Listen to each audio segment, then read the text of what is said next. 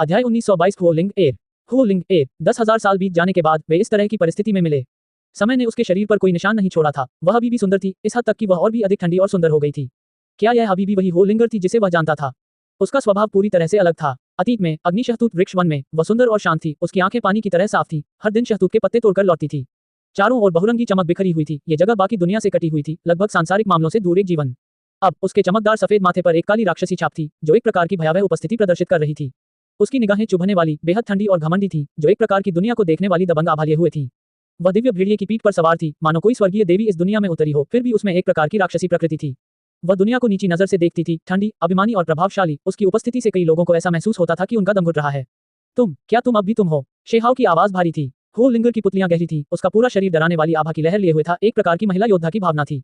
उसने ठंडे और गहरे भाव से देखा, उसके आसपास का क्षेत्र भयानक था। वहां एक के बाद एक पक्षियों की चीखें सुनाई दे रही थी, साथ ही भयंकर काली लपटें भी थीं। वहां सच्चे फीनिक्स थे जो अपने पंख फैलाए हुए थे, और सिंदूरी पक्षी जो इधर उधर घूम रहे थे, ये सभी ज्वाला दाव के प्रतीक थे। काली चमक चारों ओर घूम रही थी, दृश्य हिल रहा था। मैं खुद हूँ, होलिंगर ने जवाब दिया। उसका पतला शरीर लंबा और सीधा था, सुंदर चेहरे की विशेषताएं शक्तिशाली थी। उसका बर्फ जैसा सफेद चेहरा चमकते रंग से घिरा हुआ था, बस उसमें थोड़ी क्रूरता थी। उसने एक लंबी काली पोशाक पहनी थी जो हवा के साथ लहरा रही थी। वह ईमानदार और निडर थी, जैसे कि वह एक कबीले की शक्तिशाली रानी थी, जो आसमान के नीचे सभी को देख रही थी। वह वास्तव में पहले से पूरी तरह से अलग थी। इस प्रकार का स्वभाव, इस प्रकार का आचरण, ये जितना भिन्न हो सकता था उतना भिन्न था। आसपास के वातावरण में दूसरी ओर से आए वे प्राणी मूलतः जंगली और अदम्य थे, लेकिन अब वे उसके सामने अत्यंत सम्मानपूर्वक अपना सिर झुकाते थे। शेहाव का दिल दुख गया। अब वह वाकई में वह नहीं थी। 10,000 साल के अंतराल के बाद ये पता नहीं चल पाया कि धर्मनिरपेक्ष दुनिया में कितनी पीढ़ियों ने एक दूसरे की जगह ले ली।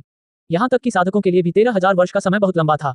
कम से कम 9 स्वर्गों और 10 पृथ्वियों में ऐसे बहुत कम लोग थे जो 10,000 साल से ज्यादा जी पाते थे। खेती रहित युग के आने के साथ शेहाव की पीढ़ी से बहुत कम जीव बचे थे। मैंने ही तुम्हें निराश किया है। शेहाव की आवाज कर्कश थी। उसने अपनी भावनाओं पर काबू पा लिया और खुद को भड़कने नहीं दिया। सीन प्रांत में अतीत का अलगाव वास्तव में शाश्वत था। फायर शहतूत के पेड़ का जंगल, वह एक ऐसी जगह थी जो उसके दिल का एक टुकड़ा, एक खूबसूरत याद का एक टुकड़ा था। हालांकि जब वह फिर से मुड़ा तो उसने उसे गहराई से छुरा घोंपा। अतीत में वह ये सोचकर चला गया था कि वह खुद को शानदार ढंग से छुड़ा सकता है। किसने सोचा होगा कि यह एक शाश्वत अलगाव था, हमेशा के लिए फिर से मिलने में असमर्थ। इस समय फूलों की पंखुड़ियां ऊपर फड़फड़ा रही थी, एक साफ खुशबू नीचे बिखर रही थी। ये सूर्यास्त की चमक की तरह शानदार थी। जब अग्नि शहतूत के फूल खिले तो उसने वास्तव में उसे फिर से देखा, लेकिन ये केवल उसका शरीर था, आत्मा किसकी थी? उन्होंने पहले वादा किया था कि वह उसे फायर मलबरी फॉरेस्ट से उठाएगा, कि वे फिर से मिलेंगे, लेकिन अंत में ये सब कुछ नहीं हुआ। उसने केवल उसका आकार देखा, उसकी आत्मा नहीं। शेहाव ने अपना सिर उठाया और एक जोरदार गर्जना की। यहाँ तुरंत ही पागल हवाएं चलने लगी, प्रतीक आपस में घनीभूत होकर एक भयानक क्षेत्र का निर्माण करने लगे। पू पू पू। आगे जाकर दूसरी तरफ से कई जीव जंतु फट पड़े। अभी जब ये शोक की दहाड़ सुनाई दी, खूनी धुंध के धमाके एक के बाद एक फूट पड़े। पीछे म्यूकिंग, लाल ड्रैगन और अन्य सभी हिल गए थे। शेहाव ने दाव हासिल करने के बाद शायद ही कभी खुद को इस तरह खो दिया हो, फिर भी अब वह पागल हो गया। होलिंगर ने अपना हाथ हिलाया, आसमान में काली लपटें छा गईं। उसकी भौहों के बीच की राक्षसी छाप और भी ज्यादा चमक उठी, आवाज को रोकती हुई, अंदर के कुछ विदेशी जीवों की रक्षा करती हुई। क्या तुम सच में मुझे नहीं पहचानते? शेहाव आगे बढ़ा, उसकी आवाज डूबी हुई थी। उसने बहुत पहले ही मानसिक तैयारी कर ली थी, लेकिन जब चीजें वास्तव में ऐसी हो गईं, तो उसे अभी भी यह स्वीकार करना थोड़ा मुश्किल लगा। 10,000 साल से ज्यादा समय बीत गया, वह खूबसूरत लड़की अब क्यों नहीं रही? उसे खोजने के लिए उसे कहाँ देखना पड़ा? कहने की जरूरत नहीं है कि जब से शेहाव ने उस विशालकाय भेड़िए को देखा था, उसे पहले से ही संदेह था। ये पहले से ही अंधकार पदार्थ द्वारा संक्षारित हो चुका था, पूरी तरह से भ्रष्टता में गिर चुका था। जब उसने होलिंगर को अभी देखा तो उसके दिल में दर्द की लहर दौड़ गई। उसने अंधेरे की आभा को महसूस किया और महसूस किया कि वह एक अति विकसित अंधकार में प्राणी थी। दूसरी तरफ अमर तत्व था, जैसे अमर क्षेत्र। अगर होलिंगर अभी भी जीवित थी तो उसके जीवन काल के बारे में चिंता करने की कोई जरूरत नहीं थी। हालांकि ये वह बात नहीं थी जिससे शेहाव को सबसे ज्यादा डर था। अब उसने देखा कि उसका शरीर मरा नहीं था, कम से कम उसका शरीर वैसा ही था, लेकिन क्या वह अभी भी वही व्यक्ति था? नहीं। सबसे बुरी बात यह हुई कि वह अंधकार में पदार्थ से ग्रसित हो गई और पूरी तरह से एक अलग व्यक्ति बन गई। शेहाव को बहुत पहले से ही पता था कि दूसरी तरफ और अंधेरे की दुनिया का घनिष्ठ संबंध था, यहाँ तक कि बेजोड़ विशेषज्ञ शुतुओं एक अति विकसित अंधेरा प्राणी था, एक शक्तिशाली अस्तित्व जो अंधेरे को पार करने के बाद ऊपर उठा। अब होलिंग एयर ने भी वास्तव में इस रास्ते पर कदम रखा है। वह निस्संदेह एक अति विकसित अंधकार में प्राणी थी, अन्यथा वह इतने कम समय में इतनी आश्चर्यजनक साधना करने में सक्षम नहीं होती, जिससे वह अमर प्राणियों के बराबर हो जाती। अतीत में जब 3000 प्रांतों में पहली बार अंधकार और अराजकता का युग शुरू हुआ, तो शेहाव ने व्यक्तिगत रूप से कई प्राणियों को कुछ ही दशकों में अंधकार के सर्वोच्च प्राणियों में विकसित होते देखा था। ये गति कितनी चौंकाने वाली थी, सामान्य तर्क से इसे मापना असंभव था। अब 10,000 साल बीत जाने के बाद होलिंगर के लिए अंधकार विकास से गुजरने के बाद अमर स्तर की ताकत प्राप्त करना, यह कोई बहुत अजीब बात नहीं थी। क्या तुम जानते भी हो कि तुम कौन हो? शेहाव चिल्लाया। मैं अंधेरे की ज्वाला फीनिक्स हूँ। मुझे लगता है आप हुआंग हैं। होलिंगर अविश्वसनीय रूप से ठंडी थी, जैसे कि यह पहली बार था जब वह हुआंग से मिली थी, अभी ध्यान से उसे आंक रही थी। शेहाव ने पुष्टि की कि वह पूरी तरह से अंधेरे पदार्थ से भ्रष्ट हो चुकी थी, पहले से ही उसका मूल स्वरूप नहीं था। उसे नाराजगी और दुख महसूस हुआ। अतीत की दयालु लड़की, फायर कबीले की राजकुमारी वास्तव में इस हद तक गिर गई। वह इसे स्वीकार नहीं कर सका, वह सब कुछ बदलना चाहता था। क्या तुम्हें मेरी कोई याद है? क्या तुम्हें अब भी मेरी याद है? शेहाव ने पूछना जारी रखा। तुम सच में हंसने लायक हो। स्वर्ग किस मानव कुल का गौरव है, इससे ज्यादा कुछ नहीं। ये पहली बार है जब मैंने इस दुनिया में कदम रखा है, बस पहली बार हम मिले हैं, फिर भी तुम बिना किसी कारण के इतनी अजीब बातें पूछ रहे हो। हो लिंगर के चारों ओर काली लपटें उछलने लगी, उसे लपेटने लगी। हालांकि यह अजीब बात है, आप कुछ हद तक परिचित लगते हैं, उसने धीरे से कहा, जैसे कि वह अपने आप से सोच रही हो। उसके चेहरे पर उलझन का भाव दिखाई दे रहा था। ये शब्द भले ही शांत थे, जब शिहाओ के कानों में पड़े तो बिजली की तरह कौंधे, जिससे वह चौंक गया। क्या अब भी कोई उम्मीद थी? उसने अपनी मुट्ठियां कस लीं। वह निश्चित रूप से हार नहीं मान सकता था। चाहे कुछ भी हो, उसे हो लिंग को ठीक करने के लिए हर संभव प्रयास करना था। वह अंधेरे के क्षरण को उलटने जा रहा था। यद्यपि उसने कभी किसी के सफल होने के बारे में नहीं सुना था, फिर भी उसका दृढ़ विश्वास था कि कोई रास्ता अवश्य है। हान, इसके तुरंत बाद शिहाओ ने कार्रवाई की। हो लिंग की मदद करने के लिए उसे पहले उसे पकड़ना था, उसे अपने पास रखना था और उसके बाद ही उसे बचाने का मौका था। हिंग हो लिंगर ने बिना किसी रोक टोक के एक ठंडी चीख निकाली। काली लपटें आसमान को जला रही थी। गहरा अंधेरा पदार्थ उन्मत्तता से उमड़ रहा था, शिहाओ को नष्ट कर रहा था। मेरी अधीनस्थ बन जाओ, मेरे साथ चलो, हो लिंग ने अंधेरे में कहा। उसकी निगाहें गहरी और ठंडी थीं। एक बार जब कोई अंधकार पदार्थ द्वारा संक्षारित हो जाता है तो वास्तव में अंधकार प्राणी में बदल जाने, उसका जागीरदार, उसका सेवक बन जाने की संभावना होती है। हान, हालांकि भले ही ये लपटें विशेष थी, भले ही वर्तमान हो लिंगर बेहद शक्तिशाली थी, एक अमर प्राणी बन गई थी, फिर भी वह किसी भी तरह से शिहाओ की बराबरी नहीं कर सकती थी। शिहाओ ने मुट्ठी का निशान बनाया, ज्वलंत प्रकाश को एक तरफ धकेल दिया, दिव्य इंद्रधनुष की एक लकीर में बदल गया, जल्दी से करीब आ गया। उसने एक बड़ा हाथ आगे बढ़ाया, पकड़ने के लिए। आओ, विशालकाय काले भेड़िए ने जोरदार दहाड़ लगाई, जिससे हो लिंगेर वापस उस मार्ग में प्रवेश कर गई। शिहाओ अब खुद को रोक नहीं सका। वह बहुत तेजी से उस मार्ग की ओर बढ़ा। मास्टर, लाल ड्रैगन चिल्लाया। म्यू किंग और जू लिन भी चिंतित थे। ये बहुत खतरनाक था। शिहाओ दूसरी तरफ जाने के लिए कत्लेआम करने जा रहा था। शिहाओ सच में घबरा रहा था। वह वो लिंग एर को रोकना चाहता था, उसे अपने पास रखना चाहता था, उसके अंधेरे शरीर को उल्टने का तरीका खोजना चाहता था और उसे अपना दिमाग ठीक करना चाहता था। यद्यपि आशा क्षणभंगुर थी, फिर भी उसे इसी तरह चलते हुए देखने से यह बेहतर था। मारना। इस मार्ग के अंदर कई विदेशी साधक थे, लेकिन उनके लिए उसकी मुट्ठी को रोकना मुश्किल था। इस मुट्ठी के बाद सभी दिशाओं में मांस फट गया, हर जगह खून फैल गया। रास्ते में शिहाओ ने सभी कुलों के विशेषज्ञों को मार डाला। अजेय था, यहाँ तक कि उसने एक अमर प्राणी को भी मार डाला। आगे और पीछे का हिस्सा जुड़ा हुआ था, वे पहले से ही दूसरी तरफ के प्रवेश द्वार तक पहुंचने वाले थे।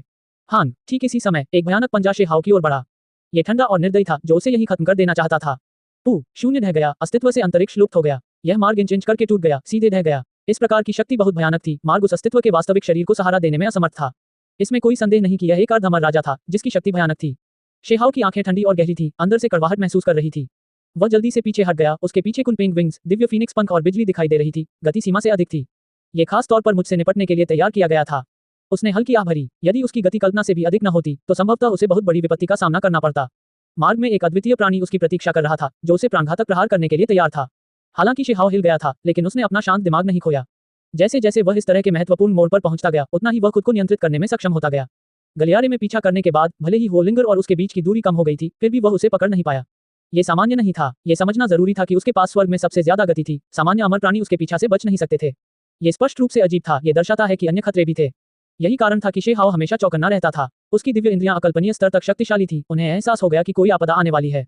उसने तुरंत प्रतिक्रिया की, जल्दी से पीछे हट गया। जब शिहाओ बाहर भागा तो उसके पीछे का मार्ग ढह गया, टूट गया। फिर विशाल पृथ्वी डूब गई, मलबा आकाश में बह गया, पूरी तरह से नष्ट हो गया। यदि इस मार्ग का पुनः उपयोग किया गया तो उन्हें भारी कीमत चुकानी पड़ेगी। वह महान हाथ पार नहीं जा सका, मार्ग में ही रुक गया।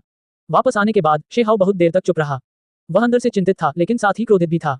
ये स्पष्ट था कि ये दूसरे पक्ष द्वारा जानबूझकर किया गया था। वे हो लिंगर और उसके बीच के रिश्ते को जानते थे। यह उसे धोखा देकर पार करने और फिर उसकी जान लेने के लिए था। शिहाओ सोच रहा था कि हो लिंग के अति विकसित अंधकार में प्राणी बनने का कारण क्या उससे संबंधित था। दूसरे पक्ष ने जानबूझकर उसे चुना ताकि वह जल्दी से विकसित हो सके।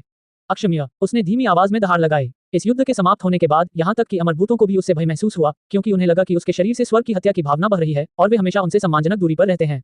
शिहाओ वापस लौटा, एकांत में साधना करने लगा। वह आगे बढ़ना चाहता था और भी मजबूत बनना चाहता था, दूसरी तरफ अपना रास्ता बनाना चाहता था। जब उसने हो लिंगर को उस हालत में देखा तो उसे लगा जैसे उसके दिल में चाकू घुस गया हो। वह इसे माफ नहीं कर सकता था। अतीत में उस वादे के कारण उसके इंतजार में हो लिंगर अग्निशहतूत के जंगल में अकेली रहती थी, हमेशा उसके लौटने का इंतजार करती थी। हालांकि अंत में उसे आपदा का सामना करना पड़ा। शिहाओ पागल अवस्था में आ गया और उसने और भी उच्च साधना स्तर पर हमला किया। वह अकेले ही ब्रह्मांड की गहराई में चला गया और कसम खाई कि जब तक वह अमरता प्राप्त नहीं कर लेता, वह वापस नहीं आएगा। अध्याय 1923 नौ जीवन अमर उद्गम। ब्रह्मांड का ये क्षेत्र बेहद शांत और बेहद बंजर था। उसके चारों ओर केवल बर्बाद हुए तारों के अवशेष थे, जिनमें चमकीले महान सितारे नहीं थे। यह अंधेरा और बर्फीला था। कई सालों से जीवन के संकेत दिखाई नहीं दे रहे थे।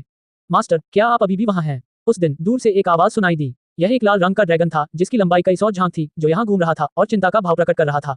हान, एक बर्बाद महान तारे पर एक धातु का स्तंभ उभरा। फिर उसमें से खून टपकने लगा। एक व्यक्ति उसके भीतर से बाहर निकल रहा था। उसका शरीर घावों से भरा हुआ था। खून लगातार टपक रहा था। यह स्वाभाविक रूप से शिहाओ था। जब से वह वापस आया है, उसने अपने जीवन और अंगों को जोखिम में डाला है। यहाँ कड़वाहट से खेती की है, खुद के खिलाफ लड़ने के लिए शून्य अमर सोने के स्टील का उपयोग किया है। कई साल बीत जाने के बाद शाही दरबार में शिहाओ द्वारा छोड़ा गया आत्मा दीपक दर्जनों बार मंद हो गया, कई बार तो पूरी तरह से बुझ भी गया। इससे शाही दरबार के लोग बुरी तरह डर गए। यह इस बार विशेष रूप से सच था। उसका आत्मा दीपक वास्तव में बुझ गया था, स्पष्ट रूप से पूरी तरह से बुझ गया था। लाल ड्रैगन तुरंत ये पता लगाने के लिए दौड़ा कि क्या हुआ था। तुमने हमें सच में डरा दिया था। स्वर्गीय सींग वाली चींटी, म्यूकिंग और अन्य भी अपने एकांत से चौंक गए थे। मुझे जांच करने के लिए आना पड़ा। हम सच में डर गए थे कि तुम साधना में आगे बढ़ गए। लाल ड्रैगन ने राहत की सांस ली। मैं ठीक हूँ। शेहाओ ने अपना सिर हिलाया। उसने अपने बर्बाद शरीर को बाहर खींच लिया, ब्रह्मांड में बैठकर अपने चारों ओर सार ऊर्जा को निगलते हुए। तारकीय चमक मंद हो गई, दूर से बढ़ती हुई उसके शरीर में प्रवेश कर गई। लाल ड्रैगन चिल्लाया, तुम अभी भी कह रहे हो कि तुम ठीक हो? तुम दर्जनों बार अपनी जान गंवा चुके हो। मास्टर, तुम्हें खुद को इस तरह जोखिम में नहीं डालना चाहिए। पिछले कुछ सालों में शेहाओ के दर्जनों बार मरने के संकेत मिले थे। ये स्पष्ट था कि उसकी साधना कितनी तीव्र थी, किसी भी समय मृत्यु का खतरा था। ये वास्तव में मामला था। इन वर्षों के दौरान शेहाओ शून्य अमर स्वर्ण स्तंभ में रहा, खुद के खिलाफ दर्जनों लड़ाइयां लड़ी, दोनों पक्षों को हर बार नुकसान उठाना पड़ा, यहाँ तक कि वह खुद भी लगभग मर रहा था। यह इस हद तक था कि कई बार वह मृत अवस्था में पहुंच गया।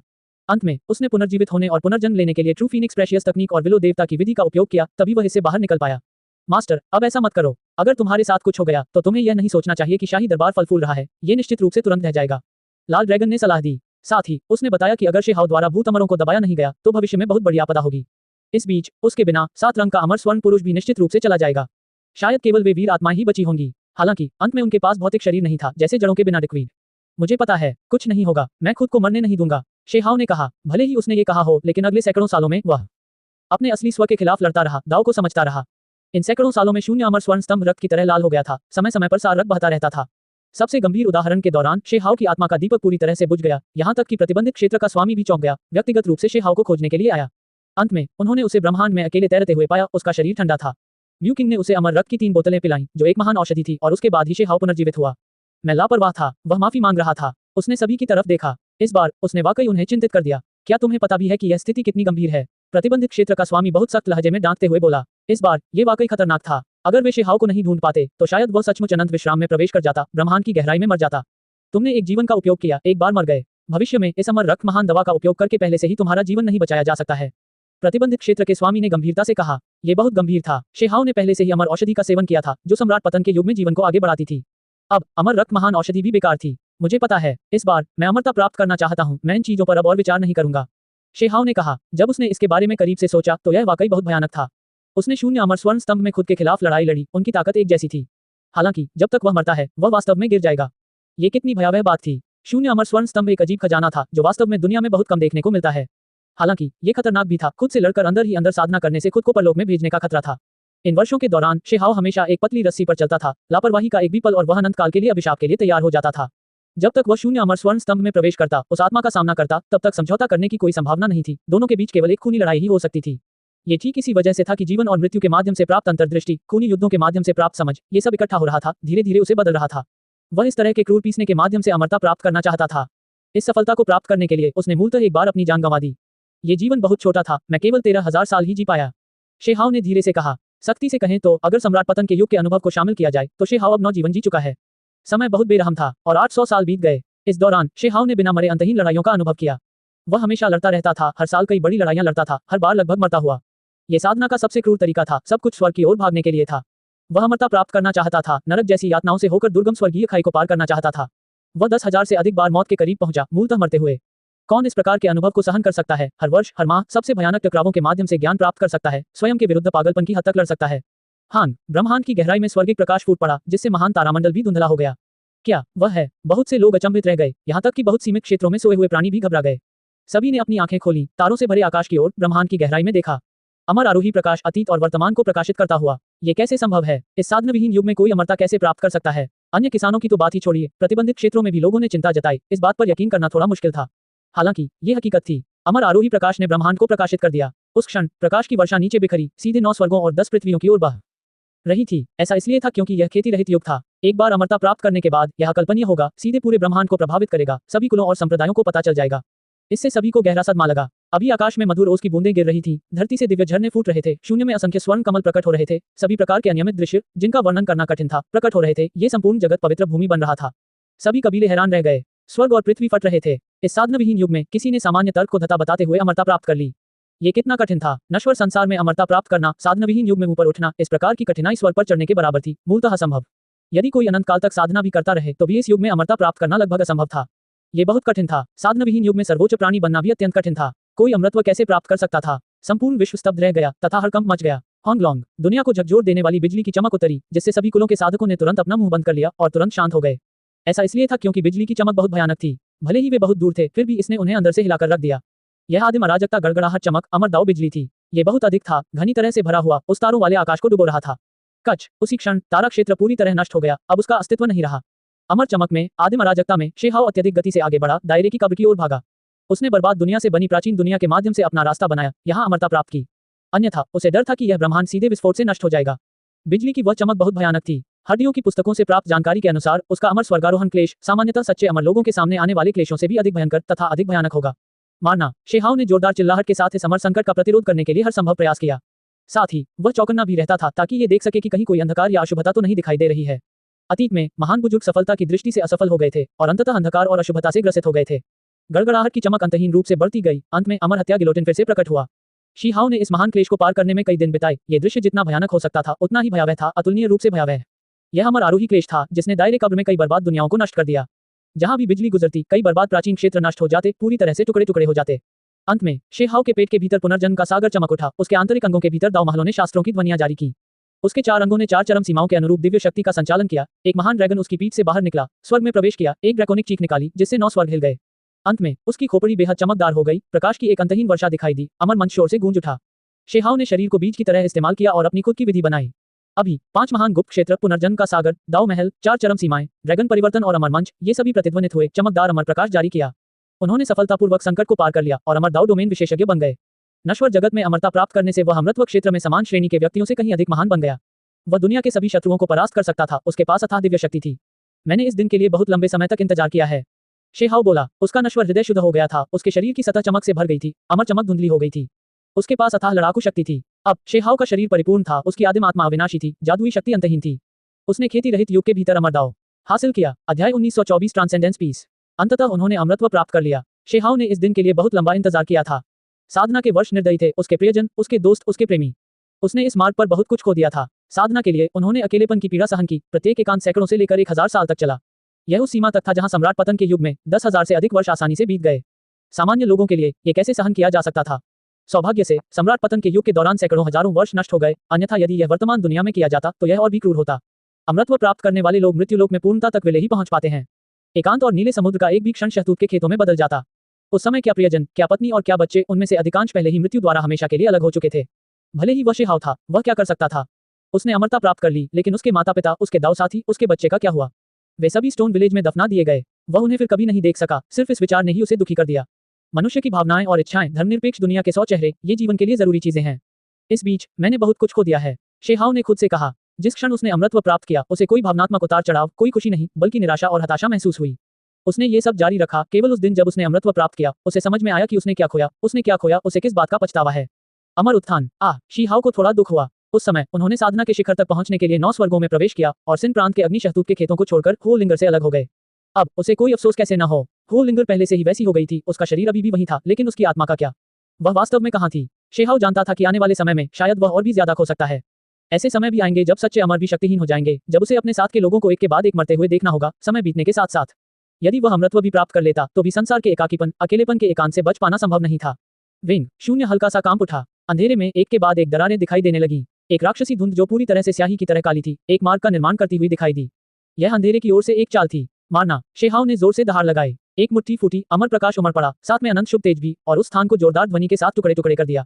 वह अंधकार के क्षरण से बहुत नफरत करता था। अगर यह पूरी तरह से खेती रहित युग के उतरने के लिए नहीं होता, जिससे अंधकार के जीवों को डर का एहसास होता, उन्हें आसानी से आक्रमण करने से रोकता, तो उसे अपने अमर उत्थान के दौरान बड़ी समस्याओं का सामना करना पड़ सकता था। उस समय इस तरह से महान बुजुर्ग की मृत्यु हुई, अंधकार में गिरकर। शेहाओ ने धर्मनिरपेक्ष दुनिया में अमरता प्राप्त की। इस बार अंधकार और अशुभता भी उसकी प्रगति को रोक नहीं सकी। कितने साल हो गए हैं? यह नश्वर दुनिया में जन्मा एक अमर प्राणी है, जो वास्तव में ऐसे युग में अमर दाव का दर्जा प्राप्त कर रहा है जहां अमर उत्थान असंभव है। उसकी ताकत कितनी मजबूत है, ये निश्चित रूप से अन्य सच्चे अमर प्राणियों से अधिक है। एक सीमित क्षेत्र के भीतर एक प्राणी ने हल्की सी आह भरी। शाही दरबार में हलचल मच गई। उसने अमरता प्राप्त कर ली। शेहाओ अब एक सच्चा अमर था, इस दुनिया के सभी विशेषज्ञों को नीची नजर से देखने में सक्षम था। वह वास्तव में उठ खड़ा हुआ। अब से उसे समय के क्षरण के बारे में चिंता करने की जरूरत नहीं थी। वह दुनिया के साथ सह अस्तित्व में रहने में सक्षम था। शाही दरबार के लिए इसका महत्व बहुत बड़ा था। अगर शेहाओ के पास लंबी उम्र होती, वह दुनिया के साथ रहता, तो इसका मतलब था कि शाही दरबार की विरासत बिना नष्ट हुए अनंत काल तक जारी रह सकती थी। भूत अमर, 2 सच्चे अमर स्तर के वीर आत्माएं और 7 रंग वाले अमर स्वर्ण पुरुष, सभी तुरंत ब्रह्मांड की गहराई में पहुंचे और शेहाओ के चमत्कार को देखा। स्वर्गीय सींग वाली चींटी, म्यूकिंग, सम्राट तितली और अन्य सभी भी यहाँ भागते हुए आए। हालांकि कुछ ही समय बाद उन्होंने पुनः परीक्षण बंद कर दिया, क्योंकि उन्हें असामान्यताएं नजर आईं। वहां की अमर ज्योति चकाचौंध करने वाली थी। शुभ रंग बिरंगी रोशनी अनंत धारियों में चमक रही थी, जो इस जगह को पूरी तरह से घेरे हुए थी। ये बहुत ही चमकदार थी। वह क्या है? बहुत से लोग चौंक गए, यहाँ तक कि भूतमर और 7 रंग वाले अमर स्वर्ण पुरुष की पुतलियां सिकुड़ गईं, वास्तव में गोता लगाने की इच्छा हुई। उस प्रकार की चमक बेहद चमकदार और बेहद शांतिपूर्ण थी, जैसे कि इस दुनिया में कोई खजाना दिखाई दे रहा हो। ब्रह्मांड की गहराई में शी हाओ वहीं बैठा हुआ अपने आप से कह रहा था, पता चला कि यह ऐसा ही था। अमरता प्राप्त करने के बाद उसे कुछ महसूस हुआ। जब उसने ट्रू प्रिमोडियल रिकॉर्ड को संचालित किया तो उसने सुप्रीम हॉल के बर्फ सफेद केस के साथ प्रतिक्रिया की, जो स्टोन विलेज के पास दिखाई देने वाला पहाड़ी खजाना भी था। फिर ये केस वास्तव में स्टोन विलेज की सफेद कढ़ाई के साथ मिलकर चमकदार और पारदर्शी हो गया। ये तो बहुत अचानक हुआ। ये 5 रंग वाली गौरैया द्वारा शी हाओ को उपहार में दिया गया छोटा सफेद बर्तन था, जिसका इस्तेमाल पहले उसके अपने बच्चे को सील करने के लिए किया जाता था। हालांकि अब उस छोटे से बच्चे को दिव्य मूल तरल में सील कर दिया गया था, जिसे स्टोन विलेज में सील कर दिया गया था। ये कड़ाही शी हाओ ने अपने पास रखी थी। अब अमरता प्राप्त करने के बाद इसमें इतना बड़ा परिवर्तन हुआ। जब मैंने सच्चे आदिम अभिलेख का संचालन किया तो इसने पहाड़ी खजाने और छोटे सफेद कढ़ाई को भी चौंका दिया। संपर्क बनाने के बाद दोनों एक हो गए। क्या ये हो सकता है? शी हाओ भावुक हो गया। वह बहुत हैरान था और बहुत आशान्वित भी। समय बीतता गया। अंत में कीमती डिब्बा छोटे से कढ़ाई में समा गया और तुरंत ही परिपूर्ण हो गया। कढ़ाई के निचले हिस्से और दीवारों में अब कोई धंसाव नहीं था, बल्कि वे चिकनी और पूरी तरह से भरी हुई हो गई थी। यह एक कढ़ाई थी जो सच्चे आदिकालीन अभिलेख की अस्थि सामग्री के समान ही थी, जेड की तरह बर्फ सफेद। पहाड़ का खजाना गायब हो गया। छोटी कढ़ाई की सतह आरेख चिन्हों से ढकी हुई थी, हर जगह चिन्ह थे। उस पर एक प्राचीन विधि दर्ज थी, जो अभी भी अत्यंत प्राचीन, अत्यंत सरल है। पारलौकिकता का टुकड़ा। शी हाओ की आंखों में दिव्य चमक उभर आए और उसके चेहरे पर हैरानी के भाव उभर आए। वह वास्तव में हर जगह खोज रहा था, लेकिन जब उसने अपना सिर घुमाया तो वह अचानक सामने आ गया जिसकी उसे तलाश थी। एक समय ऐसा भी था जब शी हाओ ने इस गुप्त तकनीक को खोजने के लिए हर जगह खोज की, लेकिन अंत में उसे कुछ भी नहीं मिला। किसने सोचा होगा कि यह उसके ठीक बगल में था? सच्चा आदिम अभिलेख 3 टुकड़ों में विभाजित था। ऊपरी टुकड़ा दिव्य मार्गदर्शन, मध्य टुकड़ा पारलौकिकता और अंतिम टुकड़ा जो अज्ञात था। शी हाओ ने इस छोटी सी कड़ाही को ध्यान से देखा, उसका निरीक्षण किया, सभी प्राचीन प्रतीकों को अपने दिल में उकेरा। फिर उसने अपनी आंखें बंद कर लीं, उनका अध्ययन करना शुरू कर दिया। पता नहीं कितना समय बीत गया, फिर उसने अपनी आंखें खोली। आखिरकार ट्रांसेंडेंस का टुकड़ा असाधारण था। इसमें अभी भी दुनिया के सबसे सरल मौलिक प्रतीकों का उपयोग करके महान दाव गहन रहस्यों का निर्माण किया गया था। तथाकथित पारलौकिकता का अर्थ था नश्वर संसार के कड़वे सागर को पार करना और फिर अंततः शाश्वत और अविनाशी बन जाना तथा हमेशा के लिए इसी संसार में रहना। इसमें कोई ठोस पद्धति नहीं थी, केवल सरल और प्राचीन दाव थे, जो दुनिया के सबसे बुनियादी प्रतीकों का उपयोग करके इस दुनिया के विभिन्न रहस्यों का निर्माण करते थे तथा महान दाव की विशेषताओं का विवरण देते थे। मैंने पहले ही अमरता प्राप्त कर ली है, मेरे लिए इसका कोई खास मतलब नहीं है। हालांकि दो तरफा सत्यापन ने मुझे अभी भी बहुत ज्ञान दिया है।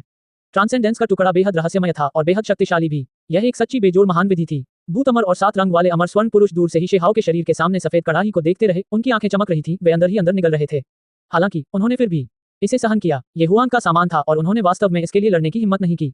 एक के बाद एक साल बीतते गए। देखते ही देखते एक और सहस्राब्दी बीत गई। शी हाओ ने न केवल अपनी साधना को मजबूत किया, बल्कि वह महान विधियों को भी समझ रहा था। होंगलोंगलोंग, स्वर्ग और पृथ्वी ने बड़ी हलचल मचाई, आदिम अराजकता उमड़ पड़ी। इस स्थान पर एक अस्पष्ट आकृति बैठी थी, जिसके साथ अनंत चमक थी। उसने धीरे से अपनी आंखें खोली। मैंने एक चिंता का समाधान कर लिया है, अपना मार्ग, अपनी विरासत पीछे छोड़ दी है। इस तरह भले ही कुछ अप्रत्याशित हो जाए, इससे कोई फर्क नहीं पड़ता। मेरी जगह लेने के लिए एक उत्तराधिकारी होगा, शी हाओ ने खुद से कहा। वास्तव में ये शब्द बोल रहे थे। इसके तुरंत बाद अंतहीन गड़गड़ाहट की चमक बरसने लगी, जो वास्तव में अमर क्लेश को पार करने के बाद उभरने वाली चमक से भी अधिक भयानक थी। शी हाओ की आवाज इस स्वर्ग और पृथ्वी में गूंज उठी, 9 स्वर्गों और 10 पृथ्वियों को हिलाकर रख दिया, दुनिया भर में गूंज उठी। निश्चित रूप से यह उस समय से भी अधिक भयानक था जब उसने अमरता प्राप्त की थी। मानव शरीर का गुप्त क्षेत्र, पुनर्जन्म का सागर। जब उसने एक बड़ी गर्जना की तो पूरी दुनिया कांप उठी। हर किसी ने ब्रह्मांड की गहराई में एक समुद्र को उठते और गिरते देखा, जीवन का एक समुद्र जिसमें मृत्यु की ऊर्जा भी थी। मानव शरीर का गुप्त क्षेत्र, दाव महल। जब ये गर्जना सुनाई दी तो शास्त्रों की ध्वनि ने दुनिया को हिलाकर रख दिया। उस क्षण इसने उन सभी शास्त्रों को दबा दिया जिनकी साधना साधक कर रहे थे, मानो नश्वर संसार में एक प्रकार की महान ताव गूंज रही हो। उस दिन एकांत में साधना करने वाले सभी प्राणी चौंक गए और उनमें से सभी ने कुछ न कुछ सफलताएं हासिल की। ये वाकई बहुत भयानक था। ऐसा कैसे हो सकता है? मानव शरीर का गुप्त क्षेत्र, 4 चरम सीमाएं। एक भयंकर गर्जना के बाद दुनिया के चारों छोर बुरी तरह हिल गए, मानो अंतहीन शक्ति उतर आई हो, आदिम अराजकता बन गई हो, आकाश में घुस गई हो और पृथ्वी को हिला रही हो। प्रतिबंधित क्षेत्र में भी ऐसे प्राचीन जीव थे जो हैरान थे और कह रहे थे, यह एक विधि का निर्माण है जो पूरी तरह से अपने मार्ग पर चल रही है। अब जब उन्होंने यह विधि बनाई है तो यह महान दाव के प्रक्षेप विक्र में हस्तक्षेप कर रही है, जिससे शास्त्रों का अध्ययन करते समय दूसरों की साधना प्रगति प्रभावित हो रही है। प्रतिबंधित क्षेत्रों में रहने वाले कुछ जीव वाकई चौंक गए। ये बिल्कुल अकल्पनीय था। कोई व्यक्ति एक विधि बना रहा था, लेकिन ये पहले से अलग थी। इस व्यक्ति ने एक बिल्कुल अलग राह पर कदम रखा। इस विधि के निर्माण के शुरुआती हिस्से के दौरान ये बस दुनिया को नियंत्रित करने जैसा था। जब भी किसी प्रकार की व्यवस्था शुरू होती थी तो इस प्रकार का अनियमित दृश्य सामने आता था, जिससे दुनिया भी डर जाती थी। ड्रैगन रूपांतरण। जब ये शब्द सुनाई दिए तो स्वर्ग और पृथ्वी के बीच एक भयानक चीख गूंजी, पूरी दुनिया कांप उठी। हर कोई लगातार हिल रहा था, उनके पीछे से एक बड़ा अजगर आसमान में ऊपर उठ रहा था। अमर मंच। इन 2 शब्दों के बाद दुनिया गूंज उठी और महान दाव गड़गड़ाहट हुई। न केवल इस दुनिया में चमक दीप्तिमान हो गई, बल्कि अंधकार में ब्रह्मांड भी उज्ज्वल हो गया। विभिन्न स्थान ऐसे ही थे क्योंकि सभी कुलों के प्राणियों के सिर चमक रहे थे, मानो वहां एक प्रकार की दाव ज्वाला प्रज्वलित हो गई हो, जिसके भीतर एक बीज दबा हुआ हो। बहुत शक्तिशाली। इस तरह की विधि अत्यंत भयावह है। विरासत में मिलने से पहले ही सभी कबीले इससे प्रभावित हो रहे हैं। ये सभी के दिलों में दाव बीज बोने जैसा ही है। केवल जब इस प्रकार की तकनीक पहली बार सामने आएगी तभी इस प्रकार का भयावह अनियमित दृश्य होगा। प्रतिबंधित क्षेत्र अब और शांत नहीं रह सके। यहाँ तक कि प्राचीन विशेषज्ञ जो सो रहे थे वे भी जाग गए और खुद को जगाने में असमर्थ हो गए और इस दुनिया में वापस लौट आए। शी हाओ ने ट्रांसेंडेंस का टुकड़ा प्राप्त किया, जिससे उसे अंततः अपनी विधि को पूर्ण करने का मौका मिला। बीज के रूप में शरीर के बिना भी बाद की पीढ़ियों के लोग अभी भी साधना कर सकते थे। उसने यह मार्ग पूरा किया। एक अभूतपूर्व मार्ग निर्मित हुआ जो पुनर्जन्म के सागर से शुरू हुआ। एक बार जब यह विधि पूरी हो जाती तो प्रभाव बहुत अधिक होता। यही कारण है कि जो स्वर्गीय क्लेश उतरा वह अमर स्वर्गारोहण से भी अधिक भयानक था। उस समय जब उन्होंने यह विधि बनाई थी तब पहले से ही विनाशकारी बिजली का प्रकोप था जो लगभग उनके शरीर और आत्मा को नष्ट कर रहा था। इस बार तो ऐसा होने ही नहीं दिया गया। हालांकि वर्तमान शेहाव पहले से ही एक अलग स्तर पर था। उसने अमरता प्राप्त कर ली थी। पहले की तुलना में यह अज्ञात था कि वह कितने गुना अधिक शक्तिशाली हो गया था। आगामी दशकों में शेहाव बिजली की चमक के नीचे रहा। उस पर कई बार विस्फोट किया गया जब तक कि उसका पूरा शरीर झुलस कर काला नहीं हो गया। यहाँ तक कि उसका अमर शरीर भी टूट गया और दुनिया भर में खून फैल गया। हालांकि वह हर बार इसमें सफल रहे। उसके घायल होने की संख्या कम होती गई, उसका शरीर धीरे धीरे चमकने लगा और वह अविश्वसनीय रूप से मजबूत होता गया। बेशक बाद में ये स्वर्गीय क्लेश भी बदल गया और अधिक मजबूत हो गया। एक बार वह गंभीर रूप से घायल हो गया लेकिन एक बार फिर से ठीक हो गया। अंतहीन तप के बाद एक पूरी सदी का समय ऐसे ही बीत गया। शेहाव ने यह पूरा समय स्वर्गीय क्लेश के अधीन बिताया। ये कितना भयानक मामला था। ऐसी बात पहले कभी नहीं सुनी गई थी। ऐसा स्वर्गीय क्लेश कब हुआ था जो 100 साल तक जारी रहा हो। ये सब इसलिए हुआ क्योंकि इस बार प्रभाव बहुत ज्यादा थे जिससे दुनिया का संतुलन बिगड़ गया। एक अलग तरह का रास्ता, एक बिल्कुल अलग व्यवस्था अचानक सामने आई जिसने पूरी दुनिया को हिलाकर रख दिया। ये तो स्वर्ग विरोधी था। 100 साल तक वज्र की लपटों में नहाए रहने, एक सदी तक झुलसने, जीवन और मृत्यु के बीच झूलने के बाद आखिरकार इसे पार करने के बाद शेहाव के दाव कौशल में उछाल आया। यह एक पूर्ण परिवर्तन और उदात्तीकरण से गुजरने जैसा था जिसने उसकी धर्मनिरपेक्ष अमरता की नींव को स्थिर किया। इसके अलावा उसे और मजबूत किया। ये 100 साल का समय हजारों सालों की खेती के बराबर था। ऐसा इसलिए था क्योंकि यह समय स्वर्गीय क्लेश के अधीन बीता था। इस प्रकार की साधना प्रणाली के निर्माता के लिए इस मार्ग पर सफलतापूर्वक चलने के बाद प्राप्त होने वाले लाभ अकल्पनीय होंगे। प्रतिबंधित क्षेत्रों में रहने वाले लोग भी आहें भर रहे थे, थोड़ा ईर्ष्यालु थे। उन्हें याद आया कि सम्राट पतन के युग में कोई ऐसा व्यक्ति था जिसने एक प्राचीन पद्धति की स्थापना की थी। अंत में यह अफवाह फैली कि उसकी उपलब्धि उसे लगभग अमर राजा क्षेत्र में ले गई जहां वह सब कुछ अनदेखा कर सकता था। अब मेरे लिए बाहर जाने का समय आ गया है। शेहाव ने अपनी आंखें खोली। उसकी नजर 2 अमर तलवारों की तरह थी जो शून्य को चीरती हुई निकल रही थी। उसने सारी स्वर्गीय विपत्ति बिजली को मिटा दिया। उसका शरीर अविनाशी, मजबूत और अटूट था। उसने फैसला किया कि अब दूसरी तरफ जाने का समय आ गया है। अध्याय 1925 वापस दूसरी तरफ। शेहाव ने एक कदम बाहर निकाला। आदिम अराजकता बिखर गई। वह सीधे ब्रह्मांड की गहराई से शाही दरबार में लौट आया। तारे घूम रहे थे और तारकीय धाराएं हिल रही थी। शक्ति आश्चर्यजनक थी। मास्टर, लाल ड्रैगन ने उसका अभिवादन किया। भूत अमर, 2 वीर आत्माएं और 7 रंग वाला अमर स्वर्ण पुरुष सभी ब्रह्मांड से वापस आ गए, आंतरिक रूप से अविश्वसनीय रूप से सदमे में। 100 साल का क्लेश, एक ऐसा दृश्य था, ऐसा कुछ था जो पहले कभी नहीं हुआ था। एक विधि का निर्माता स्वर्ग और पृथ्वी के महान भाग्य को अपने कंधों पर उठाता है जिसे शानदार ढंग से चमकने के लिए नियत किया जाता है।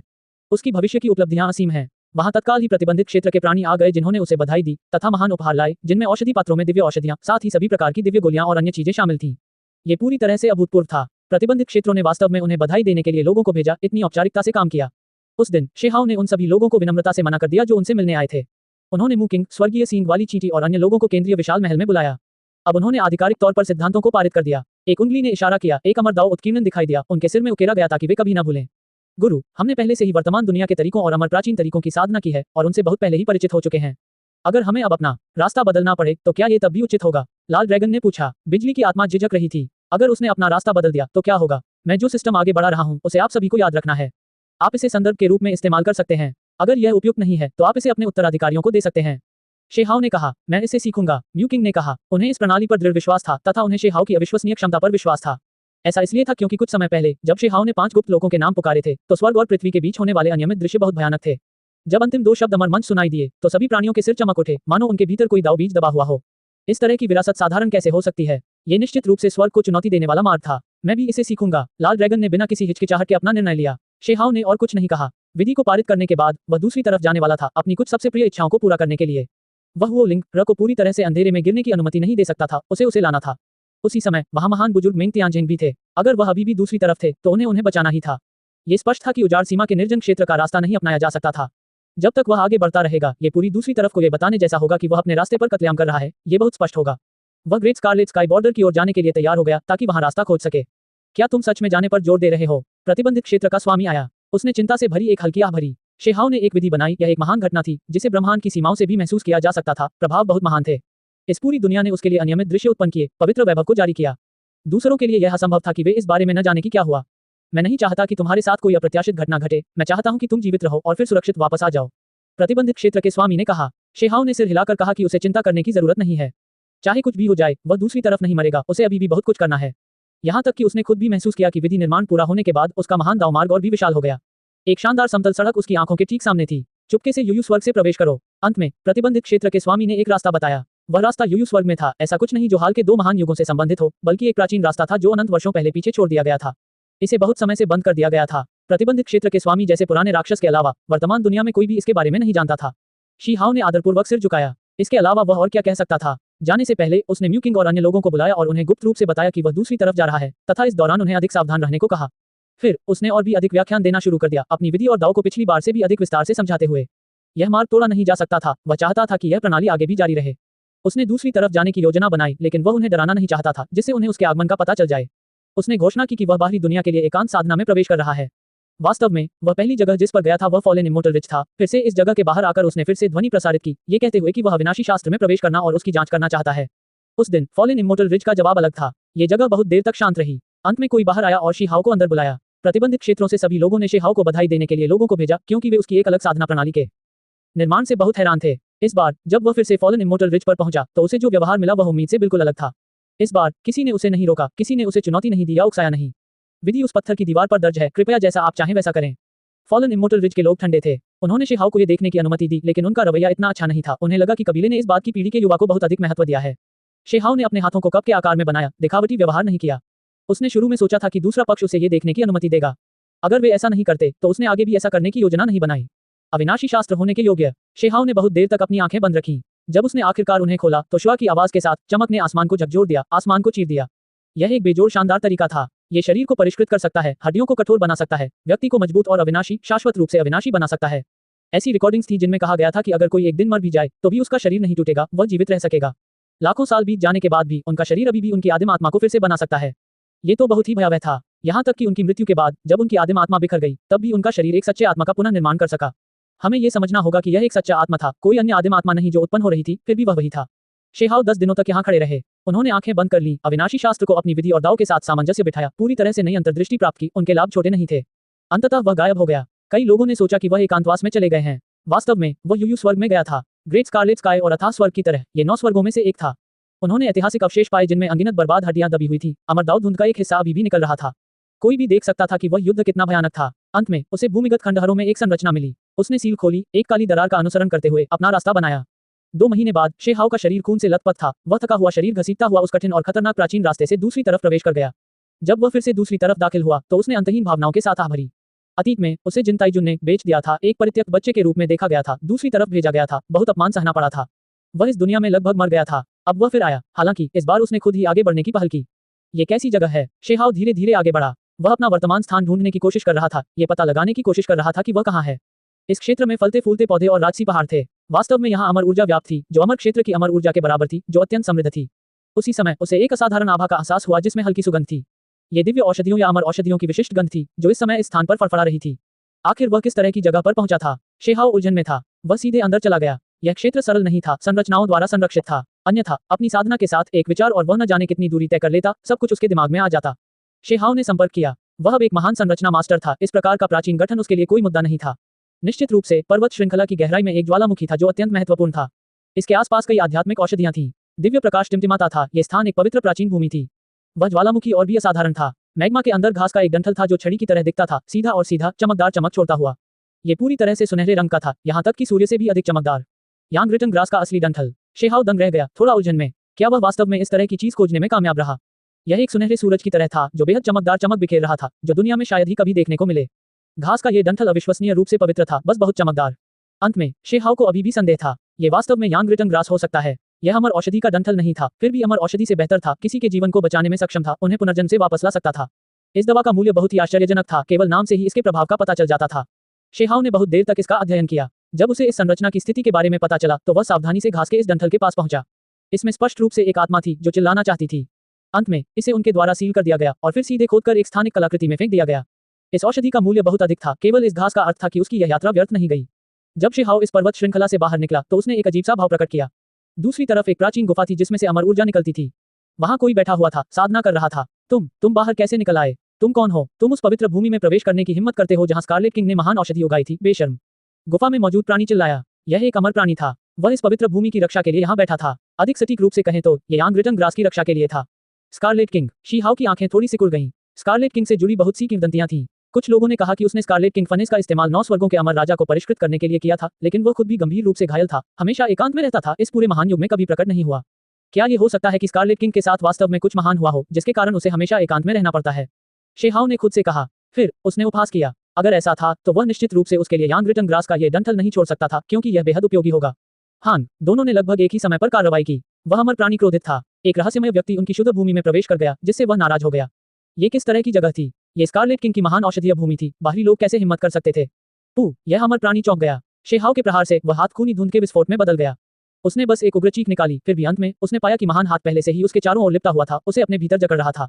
वह बहुत डर गया। ये नौजवान इतना ताकतवर क्यों था? हाथ उठाते ही वह पकड़ा गया। ये बहुत भयानक था। बोलो, ये कैसी जगह है? शी हाओ ने पूछा। वह जानता था कि इस तरह की पूछताछ बेकार है। वह सिर्फ दूसरे पक्ष का ध्यान भटकाने की कोशिश कर रहा था, जबकि वह पहले से ही गुप्त रूप से कार्रवाई कर रहा था, अपनी आदिम भावना को परिष्कृत कर रहा था, सब कुछ जानने की इच्छा रख रहा था। इस अमर प्राणी का माथा फट गया, उसकी आदिम आत्मा चकनाचूर हो गई और सीधे उसके प्राण चले गए। ये शेहाव द्वारा नहीं किया गया था, बल्कि यह उस व्यक्ति द्वारा किया गया प्रयास था कि जब आदिम आत्मा विस्फोटित हो तो वह उसे अपने साथ नीचे ले जाए। हालांकि शेहाव ने अभी भी आदिम आत्मा के टुकड़ों से यह जान लिया कि यह जगह कहाँ थी। ये स्कारलेट किंग वंश की पैतृक भूमि थी। स्कारलेट किंग को वास्तव में एक बड़ी समस्या का सामना करना पड़ा। इतने वर्षों के बाद भी वह आधे जीवित और आधे मृत अवस्था में था, पैतृक भूमि पर सो रहा था, हमेशा पुनर्जीवित होने के अवसर की प्रतीक्षा कर रहा था। स्कारलेट किंग, ये सचमुच आपका पुराना घोंसला था। शेहाव की आंखों के सामने ठंडी रोशनी चमक उठी। स्कारलेट किंग ने अमर राजा को परिष्कृत करने, उसके सार रक्त को परिष्कृत करने, उसके तरीकों को निर्दयी बनाने के लिए स्कारलेट किंग फनेस का इस्तेमाल किया। अब शेहाव वास्तव में अपने एकांत स्थान में प्रवेश कर गया। शेहाव वहां से नहीं हटा, बल्कि सीधे स्कारलेट किंग के निवास स्थान की ओर बढ़ गया। उसने अपनी आभा वापस ले ली और एक भूत की तरह आगे बढ़ गया। ऐसा इसलिए था क्योंकि वह स्कारलेट किंग को मारना चाहता था। तुम आधे जीवित हो, फिर भी मरे नहीं हो। बेहतर होगा कि तुम मुझे खुद को खोजने न दो, वरना मैं तुम्हें तुम्हारे रास्ते पर भेज दूंगा। शी हाओ ने ठंडे स्वर में कहा। अध्याय 1926 आकाश को भेदना। स्कारलेट किंग एक अमर राजा था जो अपनी क्रूरता के लिए जाना जाता था। चाहे वह विदेशी क्षेत्र में हो या 9 स्वर्गों में, उसे एक बेजोड़ विशेषज्ञ माना जा सकता था। उसकी ताकत पर संदेह करने की कोई जरूरत नहीं थी। एक निर्णायक युद्ध के दौरान एक अमर राजा को परिष्कृत करने का साहस करना, उसे अपनी मदद के लिए उपयोग करना, ऐसा करने में केवल एक ही व्यक्ति सक्षम था। यह अफवाह थी कि वह उस अमर राजा के सभी दाव फलों को खाने के अवसर की प्रतीक्षा कर रहा था, जिसे उसने स्कारलेट किंग फनेस में परिष्कृत किया था। उसकी योजना केवल उसकी जीवन शक्ति को जब्त करने जितनी सरल नहीं थी। यह एक भयानक अस्तित्व था जो अविश्वसनीय रूप से साहसी था। वह अमर राजा के दायरे को तोड़ना चाहता था। अन्यथा वह अपनी वर्तमान दुर्दशा में नहीं डूबता। ऐसा इसलिए था क्योंकि वह आधा जीवित और आधा मर रहा था, क्योंकि वह पुनर्जन्म लेने, नया जीवन पाने के अवसर की प्रतीक्षा कर रहा था। वह अपने अतीत की बेड़ियों को तोड़ना चाहता था, एक बिल्कुल नया गौरवशाली युग स्थापित करना चाहता था। वह राजा के स्तर को तोड़कर ऊपर उठना चाहता था। स्कारलेट किंग कबीले ने बहुत बड़े स्थान पर कब्जा कर रखा था। रास्ते में शेहाव ने एक से ज्यादा विशाल शहर देखे। वे सभी बेहद शक्तिशाली थे, कुछ तो इंपीरियल पास से भी बड़े थे, जो सितारों के अवशेषों से बने थे। वहां धातु से बने कुछ शहर थे जो ऊपर आसमान में तैर रहे थे। वे अराजक ऊर्जा से घिरे हुए थे, इस प्राचीन भूमि को दबा रहे थे, अमर ऊर्जा को बाहर निकलने से रोक रहे थे, साथ ही सभी दिशाओं से स्वर्ग और पृथ्वी का सार इकट्ठा कर रहे थे। शीहाव आगे बढ़ता रहा और इस कबीले की पैतृक भूमि पर पहुंचा। ये जगह बहुत शांत थी। यहाँ कोई विशाल शहर नहीं था, कोई बेजोड़ गुफा निवास नहीं था, केवल एक छोटा सा शहर था जो पहाड़ के सामने बना हुआ था। अगर यहाँ की समृद्ध अमर ऊर्जा न होती तो ये कल्पना करना कठिन होता कि यह स्कारलेट किंग का एकांत स्थान था। एक महान युग बीत चुका है, फिर भी अभी तक उसका कोई संकेत नहीं है, कोई गतिविधि नहीं है। यहाँ तक कि इस कबीले को भी आश्चर्य हुआ कि क्या स्कारलेट किंग अभी भी इस दुनिया में प्रकट हो सकता है। यदि यह कोई सामान्य व्यक्ति होता तो वे निश्चित रूप से इस स्थान तक नहीं पहुंच पाते।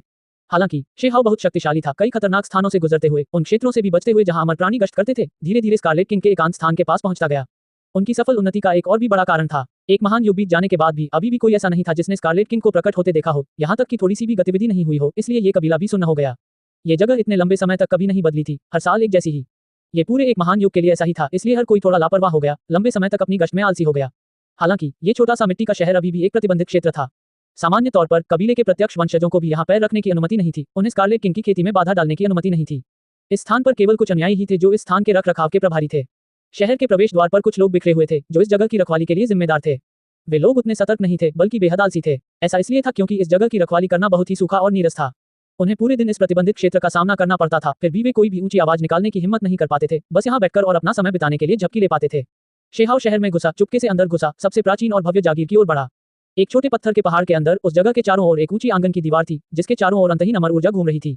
यह अफवाह थी कि स्कारलेट राजा पृथ्वी गुफा द्वारा दबाए गए पत्थर पहाड़ के पास एकांत में खेती कर रहा था। यहाँ आने के बाद शेहाव सावधान हो गया। आखिरकार दूसरा पक्ष एक अमर राजा था। भले ही वह एक नकली मृत अवस्था में था, लेकिन वह अभी भी बेहद खतरनाक था। हालांकि वह वास्तव में इस मौके को जाने नहीं देना चाहता था। अगर वह स्कारलेट किंग को मार सकता है तो यह वास्तव में एक बड़ी उपलब्धि होगी, एक महान घटना जो अंतहीन समय को झकझोर देगी। अमर राजाओं को मारना बहुत कठिन था, उनमें से कोई भी स्वर्ग और पृथ्वी को हिलाने में सक्षम था, लोगों को नष्ट कर सकता था। उनकी शक्ति बेजोड़ थी, इस दुनिया में सचमुच बेजोड़ थी, उनकी क्रूर शक्ति बेजोड़ थी। एक अमर राजा 9 स्वर्गों और 10 पृथ्वियों के सभी प्राणियों को मिटाने के लिए पर्याप्त था, उनकी विनाशकारी शक्ति बहुत अधिक थी। हवेली के सामने एक प्राणी धूप में आराम से लेटा हुआ था, जितना आलसी हो सकता है उतना आलसी। वह वहीं आराम कर रहा था, हिलना भी नहीं चाहता था।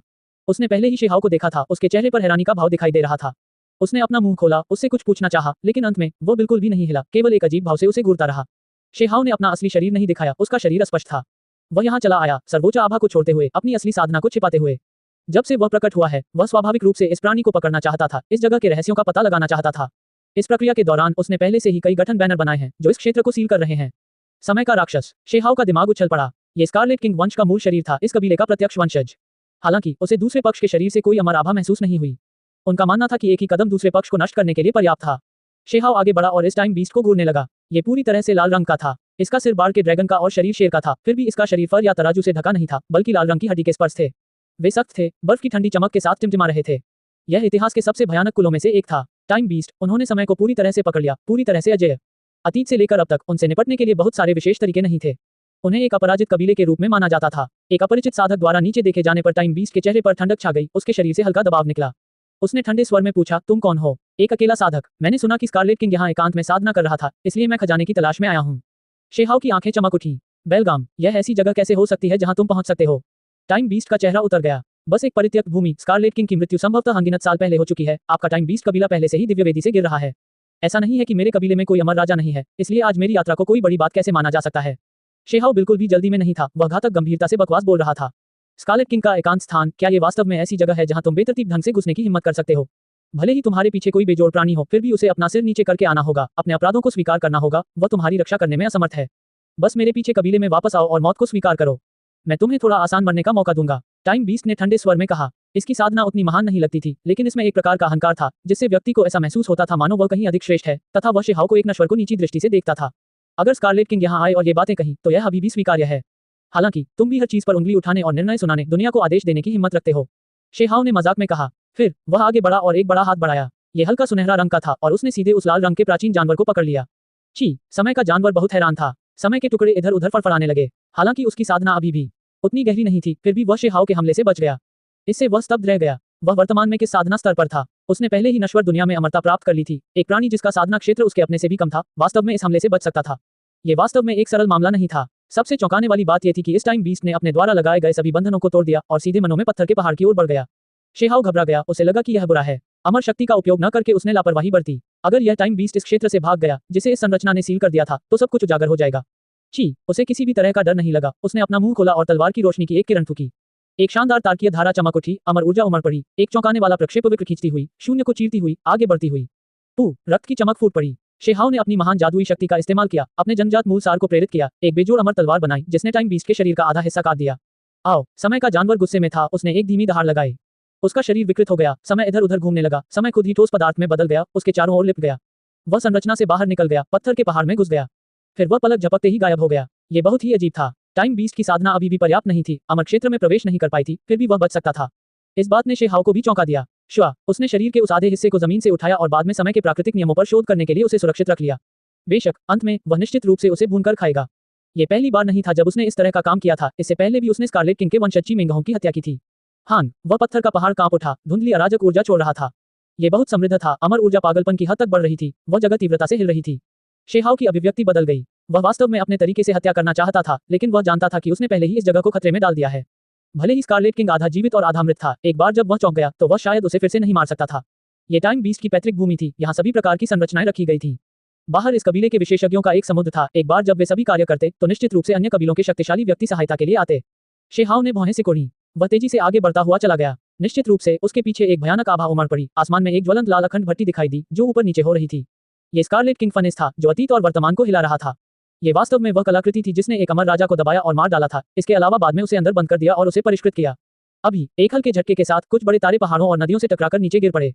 तभी दो भूरे वस्त्र पहने हुए व्यक्ति प्रकट हुए, उनके शरीर सिकुड़े हुए थे, वे आकाश में खड़े थे। उनकी एक ही सांस से कई तारे निगल लिए गए, सार ऊर्जा में परिष्कृत होकर उनके शरीर में प्रवेश कर गए। ये स्कारलेट किंग के दो पुराने सेवक थे जो उसके साथ एकांत में साधना कर रहे थे। अनंत वर्षों के बाद वे हमेशा सोते रहे थे, लेकिन अब वे इस दुनिया में प्रकट होकर भयभीत थे। शेहाव के एक कदम से सूरज और चांद घूम गए। उसने एक अंतहीन दूरी पार की, अमर दाव शक्ति हस्तांतरित की और टाइम बीस्ट कबीले की प्राचीन भूमि को छोड़ दिया। यदि ऐसा नहीं होता, क्योंकि वह पहले ही अमृतत्व प्राप्त कर चुका था, तो उसके लिए इस स्थान को तुरंत छोड़ने का कोई रास्ता नहीं था। वह अपने पीछे स्थित बड़ी भट्टी में दब जाता और यहाँ तक कि दो बूढ़े नौकरों द्वारा भी उसे खोज लिया जाता। मुझे जल्दी से आगे बढ़ना होगा। सबसे पहले होलिंगर को 3000 प्रांतों में वापस लाना होगा। शेहाव ने भौहें सिकोड़ी। अन्यथा अप्रत्याशित परिवर्तन होने की संभावना है जो उसके लिए छोड़ना मुश्किल बना सकता है। वह अंदर ही अंदर खुश था कि उसने थोड़ी सावधानी बरती और कहा कि वह एक दूसरे अमर परिवार से है। अन्यथा वह सीधे खुद को उजागर कर देता। ऐसा होने के बावजूद कुछ समय बाद भी कुछ निशान सामने आ सकते हैं। ऐसा इसलिए था क्योंकि वह टाइम बीस्ट वाकई बहुत असाधारण था, जिसने वास्तव में पुनर्जन्म लेने वाले स्कारलेट किंग को चौंका दिया, जिससे उसे स्कारलेट किंग फनेस को सक्रिय करना पड़ा। यह बेहद चौंकाने वाला था। अगर इसकी खेती अपर्याप्त नहीं होती तो मैं सचमुच सोचता कि यह स्कारलेट किंग ही है, शेहाव ने खुद से कहा। वह जल्दी से दूर चला गया, विशाल विदेशी महान भूमि में प्रवेश करते हुए लगातार गहराई में जाता हुआ। वह जांच करना चाहता था कि अतीत का सिन प्रांत अब कहाँ है।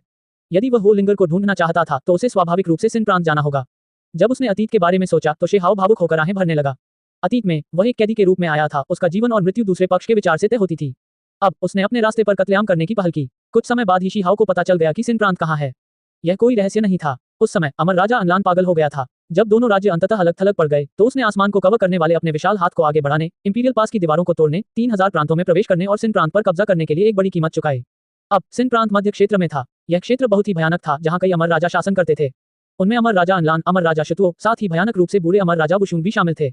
वे पहले से ही कई महान युगों का अनुभव कर चुके थे। शिहाओ हमेशा ये सोचता रहता था कि सिन प्रांत के नीचे क्या है, दूसरा पक्ष क्या खोज रहा है, क्या उन्हें वह मिल गया जो वे चाहते थे। जब वह सिन प्रांत के पास पहुंचा तो दूसरी ओर के पूरे क्षेत्र में चौंकाने वाले परिवर्तन हुए। आकाश में इतनी बड़ी लहरें उठी कि उसकी कल्पना से भी कहीं अधिक बढ़ गईं। स्कारलेट किंग का वंश पागल हो गया। एक अनगिनत महान सेना बढ़ रही थी, सभी कुलों को चुनौती देना चाहती थी। सम्राट कुलों को चेतावनी और सम्मान प्राप्त हुए, जिसमें उनके कुलों के उत्कृष्ट प्रतिभावानों और विशेषज्ञों की जांच की मांग की गई ताकि स्कारलेट किंग के वंश को स्पष्टीकरण दिया जा सके। क्या स्पष्टीकरण? सभी कबीले थोड़े स्तब्ध थे। टाइम बीस्ट कबीले का इतना क्रोधित होना, सभी कबीलों को पागलों की तरह धमकाना, युद्ध शुरू करने में संकोच न करना, निश्चित रूप से कुछ बहुत बड़ी बात थी। ऐसा क्या था जो एक सम्राट वंश को इस तरह बना सकता था? कोई भी इसका पता नहीं लगा सका। क्या यह संभव है कि स्कारलेट किंग फनेस हो गया हो? यह असंभव था। इस अवधि के दौरान कौन से विशेषज्ञ अपने कुलों को छोड़कर चले गए हैं, अपने कुलों में नहीं? कौन से प्रतिभाशाली लोग आमतौर पर लापरवाह होते हैं? जल्दी करो और यह सब रिपोर्ट करो। स्कारलेट किंग वंश के अमर प्राणी क्रोधित हो गए। उन्होंने सभी कुलों को धमकी दी तथा मांग की कि वे तुरंत उन्हें ये जानकारी बताएं। केवल 2 दिन बाद ही शिहाओ को पता चला कि इस विदेशी क्षेत्र में इतनी बड़ी घटना घटी, इतनी बड़ी बात घटी, जबकि इन सब का सूत्रधार वह स्वयं था। क्या मैंने अभी टाइम बीस्ट को नहीं काटा? स्कारलेट किंग के वंश के इतने उग्र, इतने पागल होने का कोई कारण नहीं है ना? उन्होंने वास्तव में सभी महान कुलों को धमकाया, यहाँ तक कि युद्ध के लिए भी तैयार थे। शेहाओ उलझन में था। उसे संदेह होने लगा कि क्या वह टाइम बीस्ट स्कारलेट किंग का अपना बच्चा था। इस तरह की बात शायद तब समझ में आए जब मैं स्कारलेट किंग को काट दूं, लेकिन ये बिल्कुल भी यथार्थवादी नहीं है। स्कारलेट किंग इतना कमजोर नहीं है। मैं वास्तव में अंतिम प्रयास की कमी के कारण असफल हो गया। शेहाओ ने आह भरते हुए कहा। उसे इस बात का अफसोस था कि वह सीधे हमला नहीं कर सका, जिससे उस शापित टाइम बीस्ट ने सब कुछ बर्बाद कर दिया। ये वास्तव में खेदजनक है। मैं वास्तव में उस स्कारलेट किंग को मारना चाहता था। अध्याय 1927 विदेशी पक्ष को दंडित करना। ये तूफान सभी कुलों की कल्पना से परे था। 2 दिनों के बाद स्कारलेट किंग वंश के सभी अमर प्राणी बाहर आ गए, यहाँ तक कि स्कारलेट किंग का बेटा भी बाहर आ गया और सभी कुलों के संदिग्ध लोगों को बेतहाशा पकड़ लिया। जो लोग स्पष्ट रूप से यह नहीं बता सके कि उन्होंने पिछले कुछ दिनों में क्या किया, उन सभी को निशाना बनाया गया। वे सभी लोग हैरान थे। सम्राट कबीले ने स्पष्ट रूप से दबाव डालने से इनकार कर दिया। कुछ असाधारण विशेषज्ञ सामने आए, इस मामले के बारे में पूछते हुए स्कारलेट किंग वंश से स्पष्टीकरण की मांग की। हालांकि स्कारलेट किंग वंश का रवैया बहुत ही अड़ियल था। उन्होंने जोर देकर कहा कि अगर यह एक ऐसी लड़ाई है जो वे चाहते हैं तो ऐसा ही हो। इससे सभी कुलों को मामले की गंभीरता का एहसास हुआ। वे सभी अपने अपने राजदूत भेजकर टाइम बीस्ट के महत्वपूर्ण स्थानों पर गए तथा ये पता लगाने का प्रयास किया कि आखिर हुआ क्या था। इस कबीले के लोग कबीले युद्ध शुरू करना चाहते थे। कबीले के संचय के लाखों करोड़ों को खर्च करने में भी उन्हें कोई हिचकिचाहट नहीं थी। इसका क्या मतलब था? बहुत से लोग अंदर से कांप उठे, सभी डर गए। शिहाओ को सिन प्रांत में प्रवेश किए 2 दिन हो चुके थे। यह एक भयावह दृश्य था। ये पूरा प्रांत अंधकार से घिरा हुआ था। इसके अलावा 10,000 साल बीत जाने के बाद उनका अपना इतिहास था। वे दूसरे पक्ष के प्रति वफादार थे, जानलेवा इरादे और उग्रता से भरे हुए थे, पहले से ही एक सेना में तब्दील हो चुके थे। अगर दूसरा पक्ष फिर से 9 स्वर्गों 10 पृथ्वी पर बड़े पैमाने पर आक्रमण करने जा रहा था तो वे सबसे आगे होंगे। कितना क्रूर! शेहाओ की आंखों में भाव ठंडा था। पाप प्रांत समाप्त हो गया था। उन्हें पहले पापियों के खून से लथपथ वंशजों के रूप में माना जाता था। यहाँ तक कि उजाड़ सीमा के 7 राजाओं के नेतृत्व में वे सभी मर गए, मूल रूप से पूरी तरह से मारे गए। जब उन्हें नष्ट करने के लिए डार्कनेस मैटर का इस्तेमाल किया गया तब भी उनका शरीर अभी भी मौजूद था, अभी भी जीवित था। क्या ये अभी भी वही लोग थे? ये पहले से ही अज्ञात था कि वे कौन थे। सिन प्रांत निचले लोगों के 8 क्षेत्रों से भी ज्यादा विशाल था। वहाँ बहुत सारे जीव थे, फिर भी उनमें से कोई भी बाल और सौभाग्य से बच नहीं पाया। सभी बहुत ही दयनीय स्थिति में गिर गए। वह दिन आएगा जब मैं तुम सबको खत्म कर दूंगा। शिहाओ ने उस पैतृक भूमि की ओर देखते हुए प्रतिज्ञा की जहाँ कुछ अमर राजा निवास करते थे। सिन प्रांत में होलिंगर नहीं थी। शेहाओ ने ये जगह छोड़ दी। इन 2 दिनों में उसने बहुत सारी जानकारी हासिल की और जाना कि वह कहाँ जा रही है। दाव समझ पर्वत, ये वास्तव में एक संयोग है। शिहाओ हंसा, लेकिन ये थोड़ा ठंडा था। उस समय वह भी उस जगह गया था। वहाँ एक दाव समझ चाय का पेड़ उग रहा था जो हर बार पत्तियां देता था, जो किसी की साधना में सहायता करने में सक्षम था और अनगिनत नायकों को अपनी ओर आकर्षित करता था। इस बार मामला अलग था, क्योंकि अराजकता का दौर शुरू हो रहा था। यह विदेशी साम्राज्य शक्ति जमा कर रहा था, किसी भी समय युद्ध के लिए तैयार हो रहा था। शक्तिशाली और अतिवादी व्यक्तियों का एक समूह गर्म खून से लथपथ दाव समझ पर्वत पर एकत्र हो रहा था। इन व्यक्तियों की शक्ति आत्म मुक्ति क्षेत्र साधकों से लेकर अमर प्राणियों तक फैली हुई थी तथा इनमें सभी स्तरों के व्यक्ति शामिल थे। ऐसा इसलिए था क्योंकि दाव समझ पर्वत की चाय की पत्तियां परिपक्व हो गई थी, इसलिए उन्होंने यहाँ इकट्ठा होने, अमर चाय पीने और महान मामलों पर चर्चा करने का फैसला किया और उपयुक्त समय पर प्रस्थान करने की तैयारी की। इस बार हमें निश्चित रूप से अमर क्षेत्र में अपना रास्ता बनाना होगा। अंधकार की उथल पुथल शुरू होने वाली है। कौन से अमर राजा? अंत में उनका निपटारा किया जाएगा, एक भी नहीं बचेगा। सभी लोग कृपया अपना दिमाग साफ रखें। अमर क्षेत्र में प्रवेश करने से पहले हमें 9 स्वर्गों और 10 पृथ्वियों को नष्ट करना होगा। प्राणियों का एक समूह आपस में चर्चा कर रहा था, वे सभी विशेषज्ञ थे। शिहाओ आया, उसने उस पहाड़ की ओर देखा, उसकी आंखें चमक से चमक रही थीं।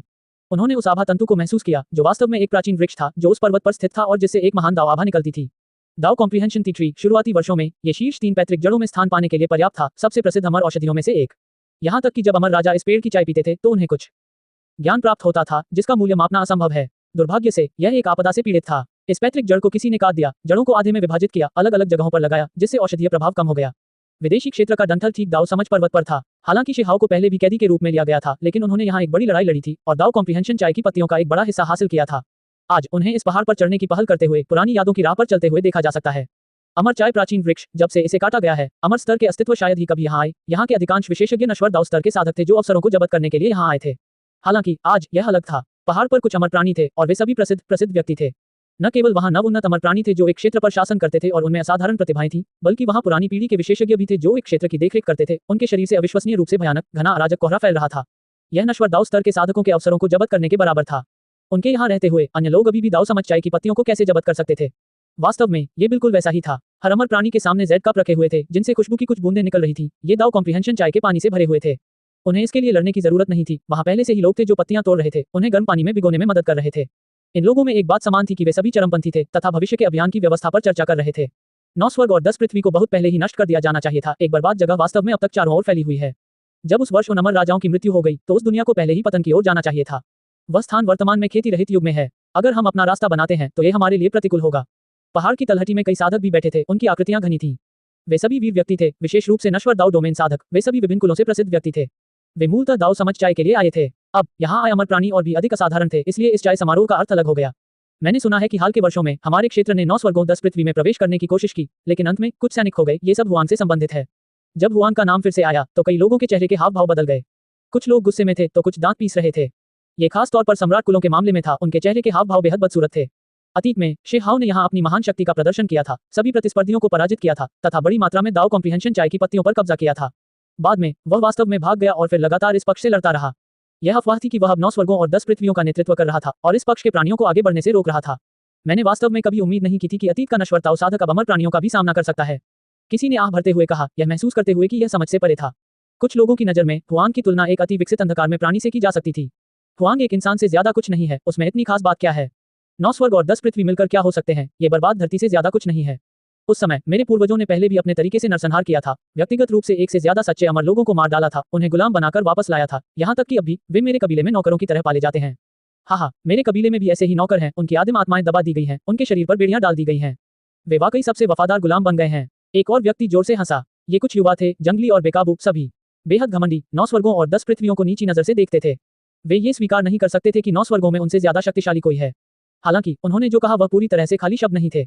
वास्तव में कुछ महान विदेशी कुलों में इस प्रकार के सेवक थे जिन्हें 9 स्वर्गों और 10 पृथ्वियों से पकड़ा गया था। कुछ ऐसे थे जिन्हें कठपुतलियों के रूप में परिष्कृत कर दिया गया था और कुछ ऐसे थे जिनकी आदिम आत्माएं प्रतिबंधित थीं, जो केवल पैक जानवरों की तरह उनके प्रति वफादार थीं। वो उस तरफ के कुछ जीव वाकई बहुत स्वादिष्ट हैं। मुझे इंसान पसंद हैं, फ्लड ड्रैगन्स की तरह, लुआस की तरह, उनका मांस वाकई बहुत कोमल होता है। वहां एक हरे बालों वाला प्राणी था जो अपने होंठ चाट रहा था, अपने बर्फ जैसे सफेद दांत दिखा रहा था। वह अत्यंत भयंकर दिख रहा था। ... ठीक है, वह दिन बहुत दूर नहीं है। आप सभी जिन चीजों के बारे में बात कर रहे हैं वे सभी हमारे पूर्वजों की उपलब्धियां हैं, उनकी महिमा का प्रतीक हैं। अब ये दुनिया फिर से अराजक होने जा रही है। अशांत समय शुरू हो रहा है। एक बार फिर से पुण्य स्थापित करने का समय आ गया है। यह आप सभी पर निर्भर करेगा कि हम अपने पूर्वजों की प्रतिभा को फिर से बना पाते हैं या नहीं। एक अमर प्राणी बोला, उसका रवैया शांत था। हम स्वाभाविक रूप से अपने पूर्वजों के गौरव को फिर से बनाएंगे। अतीत में हमने उन्हें तब तक मारा जब तक कि उन्हें बहुत बड़ी हार का सामना नहीं करना पड़ा, इसलिए निश्चित रूप से हम अब उन्हें पूरी तरह से मिटा सकते हैं। भले ही यह अमर डोमेन हो, उनसे डरने की कोई जरूरत नहीं है। हमारे सुदृढ़ीकरण आ गए हैं। किसी ने कहा। जब सभी ने ये सुना तो वे सभी उत्साहित हो गए। जब ये शब्द बोले गए तो कुछ लोगों में अशिष्टता थी, उनकी आंखें चमक रही थी, शरीर खून से लथपथ थे। वे वास्तव में चाहते थे कि वे तुरंत अपना रास्ता बना सकें। एकमात्र समस्या ये थी कि पिछले कुछ दिनों में स्कारलेट किंग के वंशज पागल हो गए थे। कई टाइम बीस्ट यहाँ आए, स्कारलेट किंग का बेटा भी यहाँ आया और कई संदिग्ध अमर प्राणियों को लेकर आया। हालांकि इसका ज्यादा असर नहीं हुआ, सभा अभी भी जारी रही। ठीक इसी समय शेहाओ पहाड़ पर चढ़ गया। वह पहाड़ की तलहटी से बहुत दूर था, लेकिन उसने पहले से ही इन लोगों की बातचीत सुनी थी। उसके चेहरे पर भाव अविश्वसनीय रूप से फीके पड़ गए थे। अमर दाव डोमेन विशेषज्ञ के रूप में जब वह क्रोधित होता था तो दुनिया के रंग भी बदल जाते थे। निश्चित रूप से वहां तेज हवाएं और तेज बादल थे। दाव समझ पर्वत भी दरक रहा था। पूरी प्राचीन भूमि कांप रही थी। कौन है? किसी ने चिल्लाकर पूछा। शेहाओ इस स्थान पर चढ़ गया। उसने तुरंत हो लिंगर और विशाल काले भेड़िए को देखा। ये उसके लक्ष्य थे। वह उन्हें वश में करने के बाद तुरंत उन्हें दूर ले जाएगा। बेशक ऐसा कोई तरीका नहीं था जिससे वह ऐसे ही चले जाएं। चूंकि वह इतनी दूर से यहाँ तक आया था, इसलिए स्वाभाविक रूप से उसे इन चरमपंथियों को एक खूनी सबक सिखाकर जाना था। वे सभी बेहतरीन व्यक्ति थे, सभी शक्तिशाली प्राणी थे। अगर वह उन सभी को मार देता तो निश्चित रूप से ये दुनिया हिल जाती। इस विदेशी साम्राज्य ने पहले 9 स्वर्गों और 10 पृथ्वियों को एक महान युग अंतराल से गुजरने के लिए मजबूर किया। इसे सच्चे अमरों के बिना, अमर राजाओं के बिना एक दुनिया बना दिया। आज मैं भी दमन करूंगा और मार डालूंगा दूसरे पक्ष की वीर प्रतिभाओं, आपके कुलीनों की कई पीढ़ियों के लिए एक बड़ा अंतराल लाऊंगा। शेहाओ ने एक बड़ा नरसंहार करने की तैयारी की। तथाकथित दाव समझ चाय समारोह का एक अलग महत्व था, क्योंकि यह कुछ ऐसा था जिसमें विभिन्न कुलों के सर्वश्रेष्ठ लोग ही भाग ले सकते थे। हांग, जब वह आया तो उसने कुछ नहीं कहा, एक ताड़ का पेड़ उस पर टूट पड़ा। कई पू की आवाजें सुनाई दी। पहाड़ की चोटी पर कई हजार साधक थे जो फट गए, उनके शरीर और आत्माएं मिट गईं, एक खूनी धुंध में बदल गईं। दयनीय चीखें उठती और गिरती रहीं। ये स्थान सीधे अराजकता में प्रवेश कर गया। ऐसे लोग भी थे जो मरते नहीं थे, अमर प्राणियों द्वारा संरक्षित थे। तुम कौन हो? अमर प्राणी घबरा गए। ऐसा इसलिए था क्योंकि अभी अभी वहां एक अमर प्राणी था जो उस बड़े से ताड़ के पेड़ से ढका हुआ था और सीधे खूनी पेस्ट में बदल गया था। यह एक प्रत्यक्ष आदान प्रदान था, फिर भी अमर प्राणी इसका मुकाबला नहीं कर सका। शेहाओ ने कुछ नहीं कहा। उसने अपना बड़ा हाथ आगे बढ़ाया। हॉर्न की आवाज के साथ दाव कॉम्प्रिहेंशन ट्री को जड़ से उखाड़ दिया गया। उस पर अभी भी 2000 से ज्यादा पत्तियां थीं। यहाँ तक कि यदि कोई अमर प्राणी भी इस बैठक में आए तो भी वे केवल 100 या उससे अधिक पत्तियों का ही उपयोग कर सकेंगे, बाकी पत्तियां तो अमर चाय के पेड़ पर ही रहेंगी। तुम्हारी हिम्मत! हर कोई घबरा गया। ये व्यक्ति कौन था? वह वास्तव में बहुत असभ्य था, वास्तव में अमर चाय के पेड़ को सीधे जब्त करने की हिम्मत भी कर रहा था। अतीत में यहाँ तक कि सम्राट कबीले के विशेषज्ञ भी जनता के गुस्से को बढ़ाने के डर से ऐसा करने की हिम्मत नहीं करते थे। शेहाओ ने सीधे इस पेड़ को जब्त कर लिया और इसे 9 स्वर्गों और 10 पृथ्वियों में उगाने की तैयारी की। इसके तुरंत बाद उसका बड़ा हाथ फिर से आकाश में चला गया, स्तब्ध वो लिंगर को ढकते हुए, उस विशालकाय काले भेड़िए को रोकते हुए, उन्हें दबाते हुए और फिर उन्हें स्थानिक जादुई कलाकृतियों में ले जाया गया। दाव कॉम्प्रिहेंशन ट्री और हो लिंगर दोनों पहले भी यहाँ थे, जिससे उसे थोड़ी परेशानी हुई। हालांकि अब ऐसा नहीं था। चूंकि उसने पहले ही कार्रवाई कर दी थी, इसलिए शेहाओ ने निर्णय लिया कि किसी को भी जीवित छोड़ने का कोई मतलब नहीं है, तथा इन लोगों को बाहर जाकर कोई रिपोर्ट करने से भी नहीं रोका जाना चाहिए। हांग, उसकी बाईं हथेली नीचे उतरी और 10 लाख ली के भीतर की हर चीज धंस गई। जहां तक पर्वत की तलहटी में बैठे साधकों की बात है, उन सभी ने अपने प्राण खो दिए, उनके शरीर और आत्मा पूरी तरह से नष्ट हो गए। एक हाथ ने आकाश को ढक लिया और इन कुलीन लोगों का जीवन समाप्त कर दिया। ये तुम हो, ये निश्चित रूप से तुम ही थे जिन्होंने स्कारलेट किंग के एकांत स्थान में बेतहाशा काम किया। तुम वास्तव में कौन हो? वहां एक तेज अमर प्राणी था जिसने अनुमान लगाया कि शेहाओ वह भयानक व्यक्ति हो सकता है। पेंग, यद्यपि यह अमर प्राणी प्रतिरोध कर रहा था, फिर भी वह शेहाओ की मुट्ठी के निशान से सीधे ही टुकड़े टुकड़े हो गया। भागो, ये हमारे इलाके का कोई नहीं है, किसी ने चिल्लाकर कहा। लेकिन वे कहां जा सकते थे? उसने अभी अभी शून्य को चीरकर स्वर्ग में भाग लिया था, लेकिन वहां पहले से ही एक हल्का सुनहरा हाथ था जिसने उसे ढंक रखा था। उस हाथ ने शून्य को चकनाचूर कर दिया, उसे पकड़ लिया और कुचल दिया। पू की ध्वनि के साथ ये व्यक्ति सीधे खून के एक तालाब में डूब गया। एक आधा अमर राजा। सभी लोग घबरा गए। यह ऐसा व्यक्ति नहीं था जिसका वे सामना कर सकें। भले ही वे चरमपंथियों का समूह थे, उनका स्वभाव कठोर और अडिग था, फिर भी वे इस समय घबरा गए। अगर वे वास्तव में इस व्यक्ति का सामना करते तो यह उनके जीवन को बर्बाद करने जैसा था। पू, वे भाग रहे थे। हालांकि अंत में वे सभी सीधे शेहाओ द्वारा विस्फोटित कर दिए गए। यहाँ मर रहे थे। अमर रक्त ने आसमान को लाल रंग में रंग दिया। हांग, फिर शेहाओ ने एक और हथेली छोड़ी। दाव समझ पर्वत के केंद्र में एक महान पतन हुआ। नश्वर दाव डोमेन के सभी साधक, भले ही वे अपने कुलों में सबसे अच्छे थे, वे सभी मर गए, खूनी पेस्ट में बदल गए। शेहाओ के प्रहार ने स्वर्ग और पृथ्वी को हिलाकर रख दिया। उनसे कम साधना स्तर वाले लोग इसे बिल्कुल भी नहीं रोक सके। यहाँ तक कि अमर प्राणी भी विनाश से बच नहीं सकते। कुल मिलाकर उनमें से 5 थे, कुछ हाल ही में इस स्तर पर पहुंचे थे और कुछ जिन्होंने अनंत समय तक साधना की, लंबे समय तक जीवित रहे, बेहद शक्तिशाली थे। हालांकि अंत में वे सभी शेहाओ द्वारा मारे गए। यह एक भयानक खूनी घटना थी। विदेशी क्षेत्र से आए जीव जो इस दाव समझ चाय समारोह में शामिल हुए थे, वे पूरी तरह से नष्ट हो गए, यहाँ मर गए। उसने इस जगह पर हमला किया और यहाँ के सभी लोगों का पूरी तरह से नरसंहार कर दिया। फिर वह वापस जाने के लिए मुड़ा और एक क्षण भी यहाँ नहीं रुका। अध्याय 1928 विदेशी राज्य पूरी तरह से असमंजस में पड़ गया। ये स्वर्ग को झकझोर देने वाला एक बड़ा मामला था। शेहाओ ने दाव कॉम्प्रिहेंशन माउंटेन का नरसंहार किया, चरमपंथियों के एक समूह को पूरी तरह से मिटा दिया। किसी को यह समझना था कि यह कट्टरपंथी गुट का एक समूह था जो घोषणा कर रहा था कि वे 9 स्वर्गों और 10 पृथ्वी को रौंदने जा रहे हैं, उस क्षेत्र को मिटा देंगे, फिर भी अंत में वे सभी नष्ट हो गए। विशेषज्ञों का एक समूह दफन हो गया, कई पीढ़ियों के कुलीन लोगों का जीवन यूं ही समाप्त हो गया।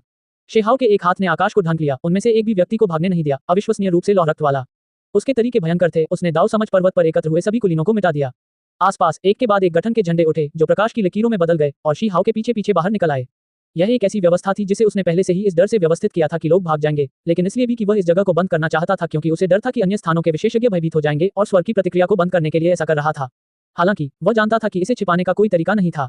जिस क्षण उसने शक्तिशाली रूप से कुलीनों को मार डाला, वहां अमर प्राणी थे जिन्होंने अनलान और शुतुओं के असली नाम पुकारे। ये नाम बहुत लंबे और जटिल थे, कई 100 अक्षर लंबे। भले ही अमर प्राणी अपने नाम पूरी तरह से नहीं बोल पाए, फिर भी शेहाओ को संदेह था कि कई अमर राजा चिंतित थे। क्या आप जानते हैं कि महान बुजुर्ग मेंग तियांजिन कहाँ हैं? रास्ते में शेहाओ बहुत जल्दी में था। उसने विशालकाय काले भेड़िए को पकड़ लिया और जोर से चिल्लाने लगा। ऐसा इसलिए था क्योंकि अब ज्यादा समय नहीं बचा था, अमर राजा अंत में प्रकट होंगे। विशालकाय काला भेड़िया भ्रमित था, उसे समझ नहीं आ रहा था कि शेहाओ क्या बात कर रहा है। उसी समय वह अभी भी स्तब्ध था। हुआंग यहाँ कैसे आ गया? वह वास्तव में इस तरफ भाग गया। ये बहुत ही पागलपन था, अपने रास्ते पर हत्या करने की पहल करना। तुमने दाव समझ पर्वत पर उन लोगों के साथ क्या किया? वह पूछे बिना नहीं रह सका। मैंने उन सभी को मार डाला। यदि आप मरना नहीं चाहते हैं तो जल्दी करो और मुझे जवाब दो। शेहाओ ने सीधे उसकी आत्मा की खोज की, उसे पूरी तरह से जांचने की इच्छा से। क्या तुम? विशालकाय काला भेड़िया घबरा गया, उसकी अभिव्यक्ति सुस्त हो गई। हुआंग ने बहुत भयानक काम किया, दाव समझ पर्वत का नरसंहार करने की हिम्मत की, सभी कुलीनों को मिटा दिया। इससे अधिक पागलपन वाली कोई बात नहीं थी। पेंग, शेहाओ ने उसे बेहोश कर दिया। उसे उसके सिर से वह जानकारी नहीं मिली जो वह जानना चाहता था। अंत में उसने हो लिंगर को सीधे पकड़ लिया, बिल्कुल भी विनम्र व्यवहार नहीं किया, उसकी चेतना के सागर की खोज की, तीव्र प्रतिरोध का सामना किया। हालांकि उसे अभी भी महान बुजुर्ग मेंग तियांजिन से संबंधित कोई जानकारी नहीं मिली। वास्तव में इन 2 दिनों के दौरान वह सिन प्रांत में गया था। रास्ते में विदेशी प्राणियों को पकड़कर उनसे पूछताछ कर रहा था, लेकिन उनमें से किसी को भी मेंग तियांजिन के बारे में कुछ भी पता नहीं था। इससे वह काफी चिंतित महसूस कर रहा था। ऐसा लगता है कि मैं इस बार महान बुजुर्ग को नहीं ढूंढ पाऊंगा, शेहाओ ने आह भरते हुए कहा। उसके लिए इस विदेशी क्षेत्र में पहुंचना बिल्कुल भी आसान नहीं था, लेकिन वास्तव में मेंग तियांजिन के बारे में कोई सुराग नहीं था। इससे वह हैरान और भ्रमित हो गया। शीहाओ तेजी से चला गया, पीछे छवि की एक श्रृंखला छोड़ते हुए क्षितिज की सीमा में गायब हो गया, बस ऐसे ही दूर चला गया। जैसे जैसे समय बीतता गया, महान सितारे गड़गड़ाने लगे। शेहाओ सतह को छोड़कर बाहरी अंतरिक्ष में प्रवेश कर गया। उसने खुद को छिपाने, अपनी आभा को छिपाने के लिए एक संरचना का इस्तेमाल किया और फिर तेजी से अपने रास्ते पर आगे बढ़ गया। तारकीय धाराएं उल्टी दिशा में बहती हुई प्रतीत होती थीं। वह एक विदेशी क्षेत्र से दूसरे क्षेत्र में गया और फिर न जाने कितने तारा क्षेत्रों को पार किया। ऐसा इसलिए था क्योंकि यह स्थान बहुत विशाल था। हान, अचानक दूर आसमान में एक अस्पष्ट आकृति दिखाई दी जो अनंत दुनिया को देख रही थी। इसमें एक प्रभावशाली स्वर्ग और पृथ्वी की आभा थी जो सितारों के क्षेत्र की गहराई में स्पष्ट रूप से दिखाई दे रही थी। शेहाओ ने मन ही मन चिल्लाते हुए कहा कि हालात बहुत बुरे थे। निश्चित रूप से अमर राजा थे जो भयभीत थे, अब इस दुनिया में प्रकट होने वाले थे। यह एक भयावह ऊर्जा थी जो जमीन से उठी और एक विशालकाय वस्तु में तब्दील हो गई जो ब्रह्मांड में बहुत बड़ी हो गई। ये जादुई प्रक्षेपण कितना भयानक था। यह ऊर्जा के कुछ धागे ही थे, फिर भी ये पहले से ही ऐसा कर सकता था। शीहाओ ने स्वर्ग और पृथ्वी को काट डाला और इस स्थान से गायब हो गया। वह पुनः विदेशी राज्य की महान धरती पर उतरा। अब वह पहाड़ों और नदियों के किनारे आगे बढ़ रहा था तथा भागते समय अपनी सारी आभा को रोक रहा था। जो लोग मेरे सच्चे नाम का जप करते हैं उनका पुनर्जन्म सदैव प्रकट होगा। यह एक भव्य आवाज थी जो असीम आकाश और पृथ्वी पर गूंज रही थी। भयानक रक्त ऊर्जा गड़गड़ा रही थी जो बस ब्रह्मांड को कुचलते हुए परे की दुनिया में तारकीय समुद्र को फोड़ने वाली थी। ये अनियमित दृश्य थे, न कि असली रक्त ऊर्जा जो लीक हो गई थी। अन्यथा अगर थोड़ा सा भी रिसाव होता तो आकाश का गुंबद ढह जाता और महान पृथ्वी ढह जाती, सभी जीवित चीजों की रक्त ऊर्जा भी फट जाती। ये वास्तव में अमर राजा था। अगर वह अपनी नींद से जाग जाता तो पूरी असीम दुनिया कांपने लगती और सभी जीव चीखने लगते। अभी असंख्य प्राणी उस दिशा में झुककर प्रणाम कर रहे थे। वे सभी जो झुके और जो सच्चे थे, उनका सच्चा नाम जप रहे थे। उनका भय दूर हो गया, उनमें शांति लौट आई। हान, एक और आकृति दिखाई दी, धुंधली और अस्पष्ट, लेकिन यह आकृति पहले से ही दुनिया के ऊपर ऊंची थी। यह आकृति ऊर्जा के एक धागे से बनी थी जो अभी ब्रह्मांड में खड़ी है, अनंत पीढ़ियों को देख रही है। अनलान, सबने देखा कि अनलान जाग गया है। उसकी आभा फैल गई है जो अपने आप में एक बेजोड़ प्रक्षेपण बना रही है। उसका असली शरीर भी जल्द ही चलने वाला था। तभी भयावह आभा की एक और लहर बह निकली। अमर चमक की एक लकीर ने ब्रह्मांड के समंदर को चीर दिया। एक बेजोड़ प्राणी ने अपनी आंखें खोली। शुतुओं, प्राचीन पूर्वज शुतुओं भी पुनर्जीवित। ... इस तरह की गतिविधि बहुत बड़ी थी। जब भी उनमें से कोई पुनर्जीवित होता तो पूरा विदेशी साम्राज्य चिंतित हो जाता, लेकिन आज कई सम्मानित अमर राजा पुनर्जीवित हो गए। इसके बारे में विस्तार से सोचे बिना भी सभी को पता था कि कुछ बहुत बड़ा हुआ है। उसी क्षण एक बड़ा काला हाथ आकाश को ढंक कर दाऊ समझ पर्वत की ओर बढ़ गया।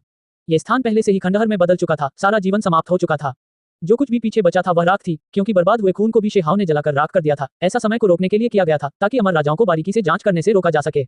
इस हाथ के प्रकट होने के बाद अमर राजा की आवाज चारों ओर गूंजने लगी। ये दाऊद ध्वनि थी, लेकिन यह एक बेजोड़ आदेश की तरह थी जिसने दुनिया को आदेश दिया। किसी ने भी इसका उल्लंघन करने की हिम्मत नहीं की। उस धीमी आवाज के बाद सभी मृत प्राणी राख से पुनर्जीवित हो जाते हैं, खून में बदल जाते हैं, हड्डियों में बदल जाते हैं, एक साथ फिर से जुड़ने वाले होते हैं, एक बार फिर से इस दुनिया में प्रकट होते हैं। आखिर यह कैसी स्वर्गीय चौंकाने वाली शक्ति थी। राख ने एक ही रेखा से रूपांतरण कर दिया। जिन प्राणियों के शरीर और आत्माएं मिट गई थी वे पुनः प्रकट हो गए। ये स्वर्ग को चुनौती देने वाली प्रक्रिया थी। बेशक ये सिर्फ एक तरीका था जो ऊपर की ओर जाता था, ये सच्चा पुनरुत्थान नहीं था। इसने समय स्थान के दायरे को छुआ, साथ ही प्राकृतिक भाग्य के और भी गहरे रहस्यों को भी छुआ। शेहाओ ने सभी आभाओं को नष्ट कर दिया, कोई निशान नहीं छोड़ा, लेकिन अमर राजा इस प्रकार की बेजोड़ विधि के माध्यम से जांच कर सकते थे। ट्रैकलेस फॉर्मेशन, सक्रिय हो जाओ। अंतहीन दूरी में शेहाओ ने एक धीमी आवाज में चिल्लाया। उसने अपने पीछे के दृश्य का पूर्वानुमान नहीं लगाया था, लेकिन वह बेहद सतर्क था, हमेशा चौकन्ना रहता था। जब उसे लगा कि अब समय आ गया है तो उसने इस संरचना को सक्रिय कर दिया। हान, स्वर्ग और पृथ्वी गड़गड़ाने लगे, अविश्वसनीय रूप से चमकदार हो गए। प्रकाश की एक लकीर दूसरी तरफ फैल गई, जिसने ब्रह्मांड की अंतहीन शून्यता को रोशन कर दिया। आधी अगरबत्ती जलाई गई जो सितारों के क्षेत्र में घूम रही थी। इसे एक समूह द्वारा ले जाया जा रहा था जो तेजी से दूर की ओर बढ़ रहा था। हालांकि यह अधिक से अधिक चमक रहा था, चमक भयावह थी। अंत में पूरा विदेशी साम्राज्य जल उठा, आकाश अंधा हो गया, मानो कोई अनंत ज्वाला जल रही हो, प्रचंड ज्वालाएं सब कुछ प्रकाशित कर रही हों। विदेशी क्षेत्र पारदर्शी हो गया, क्षेत्र सागर प्रकट हुआ, वहां का दृश्य प्रकट हुआ। प्रत्येक लहर के साथ एक बर्बाद दुनिया दिखाई दी जो बहुत ही भयानक थी। बांध के पीछे की दुनिया में ऐसे जीव थे जो समुद्र पार कर गए थे। इस बीच किनारे पर एक दूसरे से भिड़ने वाले जीव थे। इस तरह के दृश्य और उस तरह की भव्य शक्ति ने दुनिया को भयभीत कर दिया।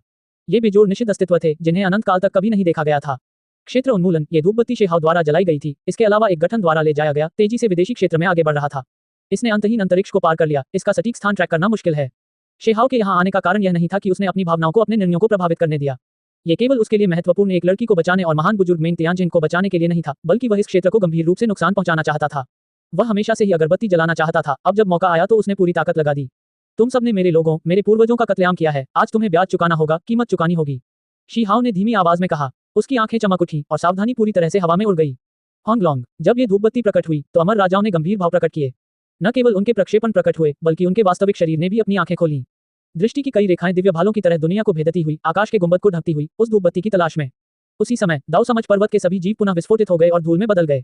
ऐसा इसलिए था क्योंकि क्षेत्र उन्मूलन प्रकट हुआ था, जो पहले से ही प्रकाशित था, इस दुनिया के महान दाव उतार चढ़ाव के साथ शक्तिशाली रूप से हस्तक्षेप कर रहा था। यह एक लाइटहाउस की तरह था जो परे की दुनिया में चमक रहा था। अभी रियल्म सागर में कुछ प्राचीन आकृतियां थीं जिन्होंने अंधेरे में अपनी आंखें खोली थीं। उनकी निगाहें तुलना से परे भयानक थीं, बस बहुत शक्तिशाली थीं। कुछ लोग बड़े काले जहाजों पर खड़े थे, कुछ डक्वीट पर इस जगह की ओर देख रहे थे, लगभग पारदर्शी विदेशी क्षेत्र को देख रहे थे। हान, एक चमकदार चमक की किरण निकली जो रियल्म सी से ऊपर की ओर बढ़ रही थी। ये ब्लेड की चमक थी जो बेजोड़ ताकत के साथ आसमान के नीचे सभी की ओर बढ़ रही थी। ब्लेड की चमक की वह लकीर बहुत लंबी थी और बहुत चमकदार भी। ये ब्रह्मांड के विस्तार की तरह हसीन थी जो चारों ओर से बह रही थी। हिंग, एक ठंडी चीख के बाद अनलान ने कार्रवाई की। उसके हाथ और उंगलियां चमक रही थी, कीमती चमक छोड़ रही थी, स्वर्ग और पृथ्वी को काट रही थी, उस ब्लेड की चमक को रोक रही थी, उसे इस दायरे से बाहर रोक रही थी। ची, एक रक्त रंग का भाला प्रकट हुआ जो बहुत तेज था और साथ ही बहुत अचानक। ये सीधे विदेशी क्षेत्र में घुस गया, भयावह रूप से मोटा। इसने आकाश को चकनाचूर कर दिया, अंदर तक छलनी कर दिया। धिक्कार, शत्रुओं ने कार्रवाई करते हुए मुट्ठी का निशान बनाया और भाले की नोक को वापस बाहर भेज दिया। होंगलोंगलोंग, स्वर्ग गिर गया और धरती दो हिस्सों में बंट गई। एक क्षेत्र में विस्फोट हुआ, एक मार्ग बनने वाला था। रियल्म सी से बेजोड़ विशेषज्ञ पार करने वाले थे, शक्तिशाली रूप से पहुंचे और यहां उतरे। मारना, हालांकि रियल्म सागर भी शांत नहीं था। वहां ऐसे अस्तित्व थे जो स्वर्ग से बहते हुए काले कोहरे को छोड़ते थे, समुद्र से आगे बढ़ते थे और उन लोगों को रोकते थे जो दायरे को पार करना चाहते थे। यह क्षेत्र उन्मूलन है। एक विदेशी राज्य के प्राणी ने धीमी गर्जना जारी की। यह व्यक्ति एक अमर राजा था। उसका असली शरीर प्रकट हुआ, उसकी आंखें दायरे उन्मूलन पर टिकी हुई थीं। फिर उसने आगे की ओर कदम बढ़ाया। शेहाव ने यह देखा। वह जानता था कि अमर राजा हास्यास्पद रूप से शक्तिशाली थे, लेकिन फिर भी उसने उन्हें कमाका। यहां तक कि क्षेत्र उन्मूलन भी अप्रभावी था और जल्दी से पाया गया। वास्तव में उसे भी इसी परिणाम की उम्मीद थी। यदि क्षेत्र उन्मूलन वास्तव में प्रभावी था तो उसे अब उपयोग करने के लिए नहीं छोड़ा गया होता। आखिर अमर राजाओं का कोई मुकाबला नहीं था। उनके यहाँ होने से इस राज्य की रक्षा करना ही काफी था। अंत में अगरबत्ती की इस छड़ी के पास भागने के लिए कोई जगह नहीं थी। इसे ढूंढकर नष्ट कर दिया जाएगा। हान, अंत में दायरे का उन्मूलन विस्फोट हो गया। शेहाव के गठन की आखिरी शक्ति भी उसके साथ गायब हो गई। जब एक अमर राजा ने एक बड़े हाथ पर हाथ बढ़ाया तो वह विस्फोट हो गया। किस्मत से ये वह जगह थी जहां एक सम्राट वंश रहता था। अन्यथा उस राजा को तुरंत क्षेत्र उन्मूलन नहीं मिल पाता। जब ये जलना बंद होने वाला था तो यह उसके क्षेत्र में आ गया। जब धूपबत्ती का ये डंठल फटा तो इसका असर बहुत ही भयानक था। एक होंगलोंग शोर के साथ ये और भी अधिक चमकदार चमक के साथ फटा, आकाश गुंबद को जला दिया और इस क्षेत्र को रियल्म सागर के सामने उजागर कर दिया। हान, उसी क्षण अनेक प्रकार के अस्त्र शस्त्र इस क्षेत्र में उतर आए और सभी ने इस ओर आक्रमण किया। तुम्हारी हिम्मत, यहाँ अमर राजा ने उनके सामने अथाह दिव्य शक्ति के साथ क्रोधपूर्वक डांटा। ची, दुर्भाग्यवश जब एक तीर अचानक अंधेरे में सतह पर आकर गिरा तो वह उसे तुरंत रोक नहीं सका। हान, यह महान पृथ्वी ढह गई। इस अमर परिवार का गौरव तुरंत मिट गया, सब कुछ नष्ट हो गया। केवल इस अमर राजा का एक बच्चा जीवित बच निकलने में कामयाब रहा। अन्य जीव पूरी तरह से नष्ट हो गए। कसाई, तुम अभी भी जीवित थे। विदेशी दुनिया में एक प्राचीन आवाज सुनाई दी। अमर स्मेल्टिंग पॉट एक दिशा से प्रकट हुआ, उसके मालिक की पृष्ठभूमि भी उतनी ही भयावह, अविश्वसनीय रूप से प्राचीन थी। आह, अमर राजा जिसकी पुश्तैनी जमीन नष्ट हो गई थी, क्रोध में दहाड़ने लगा। उसकी आवाज बहुत भयानक थी। वह लगभग सीधे रियल्म सागर में जा गिरा। यह एक महान आपदा थी। संपूर्ण विदेशी साम्राज्य में भारी अराजकता फैल गई। अध्याय 1929 को पूर्वज। उसी समय शेहाव इस अराजक दुनिया से बाहर निकलने के अपने मूल मार्ग पर चलते हुए पीछे हट गया। हालांकि उसने ठंडी सांस ली। वह रास्ता जो वह 9 स्वर्गों 10 पृथ्वी पर वापस जाने के लिए अपना सकता था, स्कारलेट किंग कबीले की पैतृक भूमि के पास था। हालांकि वह क्षेत्र अब एक अंतहीन महान सेना से घिरा हुआ था, हर जगह सैनिक थे। टाइम बीस्ट कबीले ने बड़ी समस्याओं का अनुभव किया। वे पिछले कुछ दिनों से हमेशा गंभीर रूप से सतर्क थे। वे बस युद्ध के लिए जाने वाले थे। शीहाओ उस रास्ते से वापस जाना चाहता था, लेकिन ये बहुत कठिन था, लगभग असंभव। ये रास्ता अवरुद्ध हो गया। अब चीजें परेशानी वाली हो गईं। शेहाओ को समझ में नहीं आ रहा था, क्या उसने अभी अभी एक घमंडी टाइम बीस्ट को नहीं काटा था? ये कबीला इस तरह पागल क्यों हो गया? वह मुड़ा और एकदम निर्णायक ढंग से दूसरे क्षेत्र की ओर बढ़ गया। उसे उम्मीद थी कि वह समय रहते वहां पहुंच जाएगा, ताकि वह अराजकता के बीच 9 स्वर्गों और 10 पृथ्वियों में वापस लौट सके। पलक झपकते ही उसे एक विशाल शहर दिखाई दिया। उस शहर में एक वेदी थी जो उजाड़ सीमा के निर्जन क्षेत्र की दूसरी ओर जाती थी। इस जगह पर निश्चित रूप से पहरेदारों की निगरानी थी। शेहाव ने इस जगह की बारीकी से जांच की। वह जानता था कि अब ज्यादा समय नहीं बचा है। उसे अराजकता के दौरान कई क्षेत्रों को पार करना था और वापस लौटना था। दूर दूर तक अमर राजा दहाड़ रहे थे और रियल्म सागर से आए जीवों का सामना कर रहे थे। ये बहुत ही भयानक था। अराजक धुंध छा रही थी, बेजोड़ जादुई शक्ति भड़क रही थी। यह अफवाह थी कि अमर स्मेल्टिंग पॉट के भीतर एक प्राचीन अस्तित्व सोया हुआ था, जो इस महान युग से संबंधित नहीं था। अब यह दुनिया में प्रकट हुआ, रियल्म सागर की दिशा में घूर रहा था। यह उस तथाकथित कसाई की तलाश कर रहा था। एक दिव्य बाण उड़कर आया। अगर यह नीचे गिरता तो यह दूसरे सम्राट वंश को नष्ट कर सकता था। यह बहुत भयानक था। धिक्कार, अमर प्रगलन पात्र आगे बढ़ा, आकाश की ओर बढ़ा, उस दिव्य बाण को तोड़ दिया तथा एक महान विनाश को निष्प्रभावी कर दिया। आप सभी अपने आप ही लड़ सकते हैं, मैं पहले वापस जा रहा हूँ, शीहाव ने ठंडे स्वर में कहा। वह मुड़ा और उस विशाल नगर में प्रवेश कर गया। अब क्षितिज की सीमाओं में हो रहे विश्व को झकझोर देने वाले महायुद्ध पर उसका कोई ध्यान नहीं था। आखिरकार वेदी पर पहरा था। यह एक मध्यम आयु वर्ग का व्यक्ति था, कम से कम बाहर से तो वह ऐसा ही दिख रहा था। उसके बाल एकदम काले थे। वह प्रार्थना की चटाई पर बैठा हुआ था, सुनहरे ताओवादी वस्त्र पहने हुए था। उसके चारों ओर एक अमर आभा थी। उसकी आंखें समय समय पर खुलती और बंद होती रहती थी, इस गठन मंच की रखवाली करते हुए, लेकिन साथ ही दूर से हो रही महान लड़ाई को भी देखते हुए उसकी आंखों में आदिम अराजकता दिखाई देती थी। यह एक शक्तिशाली व्यक्ति था, एक अर्ध अमर राजा। शेहाव की अभिव्यक्ति गंभीर हो गई। ऐसा लग रहा था जैसे उसे कोई बड़ी लड़ाई लड़नी है। आधे अमर राजा निश्चित रूप से कोई मजाक की बात नहीं थे। वे बेहद शक्तिशाली थे। केवल अनलान का बेटा और कुछ अन्य ही इस स्तर तक पहुंच सकते थे। इस स्तर के प्राणी सच्चे अमरता के चरम शिखर पर थे, जो राज्य के निकट पहुंचने वाले थे, लेकिन अभी तक वहां नहीं पहुंचे थे। साधना क्षेत्र के संबंध में यद्यपि यह निकट दिखता था, कभी कभी यह एक स्वर्गीय खाई के समान होता था, जिसे पार करना असंभव, दुर्गम होता था, जो व्यक्ति को असहाय छोड़ देता था। शेहाओ की आंखें ठंडी थीं। उसके शरीर के 5 महान क्षेत्र एक साथ चमक उठे, उसकी सार ऊर्जा चरम शिखर पर पहुंच गई। उसके पास एक महान युद्ध लड़ने के लिए बिल्कुल भी समय नहीं था, इसलिए चाहे वह जीत हो या पीछे हटना, उसे 3 चालों के भीतर इसे केंद्रित करना था। अन्यथा वह कई अमर राजाओं के पतन को भड़का देगा। सौभाग्यवश वे महान अद्वितीय विशेषज्ञ उस समय व्यस्त थे, अतः इस ओर आने में असमर्थ थे। आह, युवा सचमुच साहसी हैं। अचानक यह आवाज शेहाओ के कानों में पड़ी। ये बहुत अचानक था। उसने पलट कर देखा, एक वृद्ध व्यक्ति तेजी से बड़ी धरती पर आ रहा था। वह प्राणी बहुत तेज था। जब शेहाओ ने उसे देखा तब भी वह शहर से बहुत दूर था, फिर भी पलक झपकते ही वह विशाल शहर में प्रवेश कर गया। वह बहुत बूढ़ा और सिकुड़ा हुआ था, उसकी त्वचा और मांस खत्म हो चुका था, वह सूख चुका था। हालांकि उसके शरीर से कई काल के टुकड़े निकले थे जो बहुत भयानक थे। ऐसा लग रहा था जैसे वह समय के विरुद्ध चलकर यहाँ आया है और समय पर ही कदम रखते हुए पहुंचा है। शेहाओ की आंखें बर्फ की तरह ठंडी थीं। उसने इस व्यक्ति पर कोई ध्यान नहीं दिया, सीधे कार्रवाई करते हुए वेदी की ओर टूट पड़ा। वह एक ही चाल से लड़ाई खत्म करना चाहता था और फिर 9 स्वर्ग 10 पृथ्वी पर वापस लौटना चाहता था। होंगलोंग, स्वर्ग और पृथ्वी में विस्फोट हो गया। शेहाओ के 5 महान लोगों ने चमकदार चमक छोड़ी, अराजक ऊर्जा जारी की। उसने अपनी खुद की अंतिम तकनीक का इस्तेमाल किया, एक ही चाल में जीवन और मृत्यु का फैसला करना चाहता था। अभी शेहाओ की सभी कीमती तकनीकें एक साथ मिल गईं, उसकी अपनी एक पूरी तरह से अनोखी गुप्त तकनीक बन गई, जिसकी शक्ति अत्यंत भयानक थी। उसने मुट्ठी का निशान बनाया और जोर से मारा। यह मुट्ठी की छाप सर्वव्यापी थी, जिसमें बहुत सारे गहरे रहस्य समाहित थे। इसमें कुनपेंग तकनीक, सच्चे फीनिक्स के अमर रहस्य, बिजली सम्राट की सबसे अत्याचारी शक्ति थी। शेहाओ ने अपनी खुद की महान दाव विधि को प्राप्त करने के लिए उन सभी विभिन्न तकनीकों का संदर्भ के रूप में उपयोग किया। ये दाव छाप आकाश को पलट सकती है, समय को अलग कर सकती है। हान, उसके 5 महान क्षेत्र जलते हुए लग रहे थे। वे बहुत ज्यादा चमकदार थे। अमर दाव शक्ति भड़क उठी, जो बैठे हुए व्यक्ति की ओर टूट पड़ी। उस व्यक्ति ने अचानक अपनी आंखें खोली, उसके हाथों ने जादुई निशान बनाए, अपने सबसे गहन दाव कौशल का उपयोग करते हुए शेहाओ का सामना किया। इस स्तर पर किसी के लिए अचानक हमले से मरना बेहद मुश्किल था। ये प्राणी अत्यंत सतर्क था। उसके सुनहरे दाव वस्त्र इधर उधर घूम रहे थे, अमर अराजक ऊर्जा को छोड़ रहे थे। इस क्षण में ऐसा लगा जैसे अमर राजाओं की शून्य आकृतियां उसके पीछे प्रकट हो गई हों। यह एक अमर राजा के वंश का उत्तराधिकारी था तथा उस राजा की एकमात्र जीवित संतान था। हान, दोनों के बीच टकराव हुआ, जिससे आकाश दहल गया और धरती हिल गई। यह अविश्वसनीय रूप से तीव्र था। शेहाओ हिल गया। एक आधा अमर राजा आखिरकार तुलना से परे शक्तिशाली था। उसी समय जब उसकी गुप्त तकनीक प्रदर्शित की गई तो वह चमकता रहा, एक अन्य प्रकार की जन्मजात दिव्य क्षमता, तीसरे प्रकार की सर्वोच्च शक्ति की हड्डी तकनीक को मिलाकर। यह आपस में जुड़ गया, रूपांतरित हो गया और व्युत्पन्न हो गया, जो उसकी आक्रामक शक्ति का समर्थन करने में सक्षम था, लगातार इसे बढ़ाता रहा। निर्णायक क्षण में जब इस प्रकार का परिवर्तन हुआ, उस अर्ध अमर राजा के लिए यह निश्चित रूप से घातक था। उसके मुंह से तुरंत खून बहने लगा, उसके शरीर में कई दरारें भी पड़ गईं। मारना, शेहाओ की मुट्ठी फट गई, उसके शरीर पर कुचलते हुए पूरी तरह से आक्रमण पर ध्यान केंद्रित किया। रक्त की चमक के विस्तार के तहत वह आधा अमर राजा फट गया, टुकड़े टुकड़े हो गया। अगर यह एक सामान्य लड़ाई होती तो यह निश्चित रूप से एक बहुत ही तीव्र लड़ाई होती, पता नहीं कितने आदान प्रदान होते। हालांकि अब इसे सिर्फ 1 या 2 चालों तक सीमित कर दिया गया है।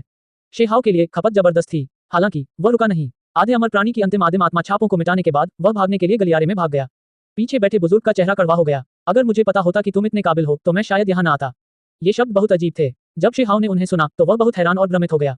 उसे जो बात हैरान कर गई वह अभी आनी बाकी थी। वह बुजुर्ग उसके पीछे पीछे अंदर आया और बोला, इतनी जल्दी में जाने की जरूरत नहीं है, चलो थोड़ी देर बातें करते हैं। उसी समय भयानक शक्ति की लहर उतर आई। ये निश्चित रूप से एक अमर राजा स्तर का अस्तित्व था। तुम कौन हो? शेहाओ ने रुककर कहा। वह अविश्वसनीय रूप से हैरान था। यहाँ तक कि अस्तित्व का ये स्तर भी दिखाई दिया। अगर वह अभी कार्रवाई करने पर जोर देता तो वह आधा अमर राजा शायद ही मरता, उसे बचाने के लिए अभी भी समय होता। शेहाओ उलझन में था। तुम्हें पता होना चाहिए कि मेरे मन में कोई दुर्भावना नहीं है, अन्यथा यह मार्ग मेरे द्वारा बंद कर दिया गया होता। चाहे तुम्हारी गति कितनी भी तेज क्यों न हो, तुम नहीं निकल पाओगे।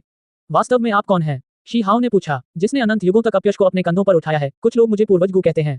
बुजुर्ग ने आह भरते हुए कहा। पूर्वज गु, गद्दार। शेहाओ तुरंत चौंक गया। यह उन नेताओं में से एक था जो दूसरी तरफ चले गए थे। उसने कभी उम्मीद नहीं की थी कि पूर्वज गु प्रकट होंगे, और वह भी उसके इतने करीब। शेहाओ को यकीन था कि पूर्वज गु एक अमर राजा थे, उनकी शक्ति एक अर्ध अमर राजा से भी अधिक थी। उस समय 10 शातिर शक्तिशाली थे, उनकी क्षमता भी जबरदस्त थी, यही कारण था कि उनकी इतनी बड़ी प्रतिष्ठा थी। 10 दुष्टों के कुल भी ऐसे ही थे, और यही कारण था कि उनकी संख्या बहुत कम थी, फिर भी वे सभी अविश्वसनीय रूप से शक्तिशाली थे। उस समय ये बूढ़ा गु अभी भी एक अमर राजा नहीं था, लेकिन विदेशी क्षेत्र में एक संपूर्ण महान युग तक साधना करने के बाद वह लंबे समय तक सफलतापूर्वक आगे बढ़ा और एक पीढ़ी का शीर्ष व्यक्ति बन गया। सांस, पूर्वज गु ने एक गहरी आह भरी। जब उसने शेहाओ के हाव भाव को देखा तो उसे पता चल गया कि वह क्या सोच रहा था। वह बहुत दुखी था। यह अंतहीन बदनामी उसके साथ चिपकी रहने वाली थी। मैं तुम्हें भागने में मदद करना चाहता था, मेरे मन में कोई दुर्भावना नहीं है, पूर्वज गु ने कहा। शेहाओ को संदेह हुआ। उस समय इस कबीले के लोगों ने उसे लगभग मौत के घाट उतार दिया था, फिर भी इस कबीले के पूर्वज का वास्तव में इस प्रकार का रवैया था। ये बहुत विरोधाभासी था। विदेशी साम्राज्य पर भरोसा करने के लिए हम उन्हें कैसे मना सकते थे? उन्हें धोखा देने के लिए हमें पहले खुद को धोखा देना होगा, पूर्वज गु ने आह भरते हुए कहा। उसने शेहाओ को सब कुछ वैसा ही बताया जैसा कि वह था। जब 9 स्वर्ग 10 पृथ्वी के पतन के संकेत दिखाई दिए जो नष्ट होने के लिए नियत थे, गु कबीले को दलबदल करने विदेशी क्षेत्र में प्रवेश करने का आदेश मिला।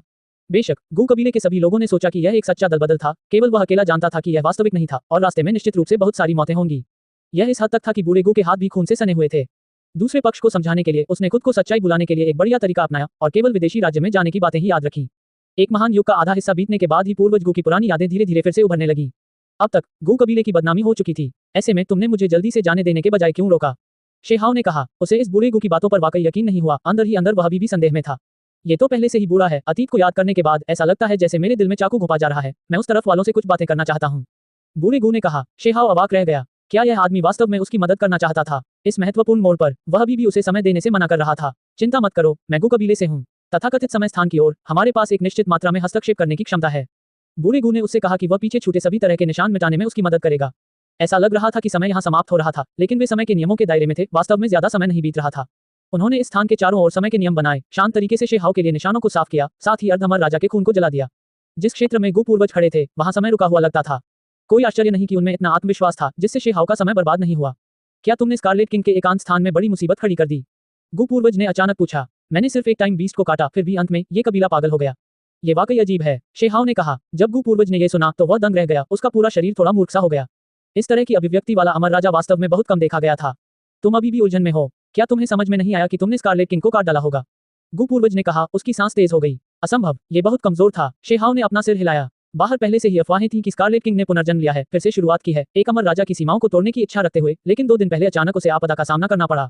गु एंसेस्टर ने कहा। उसने पहले ही पुष्टि कर दी थी कि वास्तव में क्या हुआ था, यहाँ तक कि वह भी अवाक रह गया, अविश्वसनीय रूप से हैरान हो गया।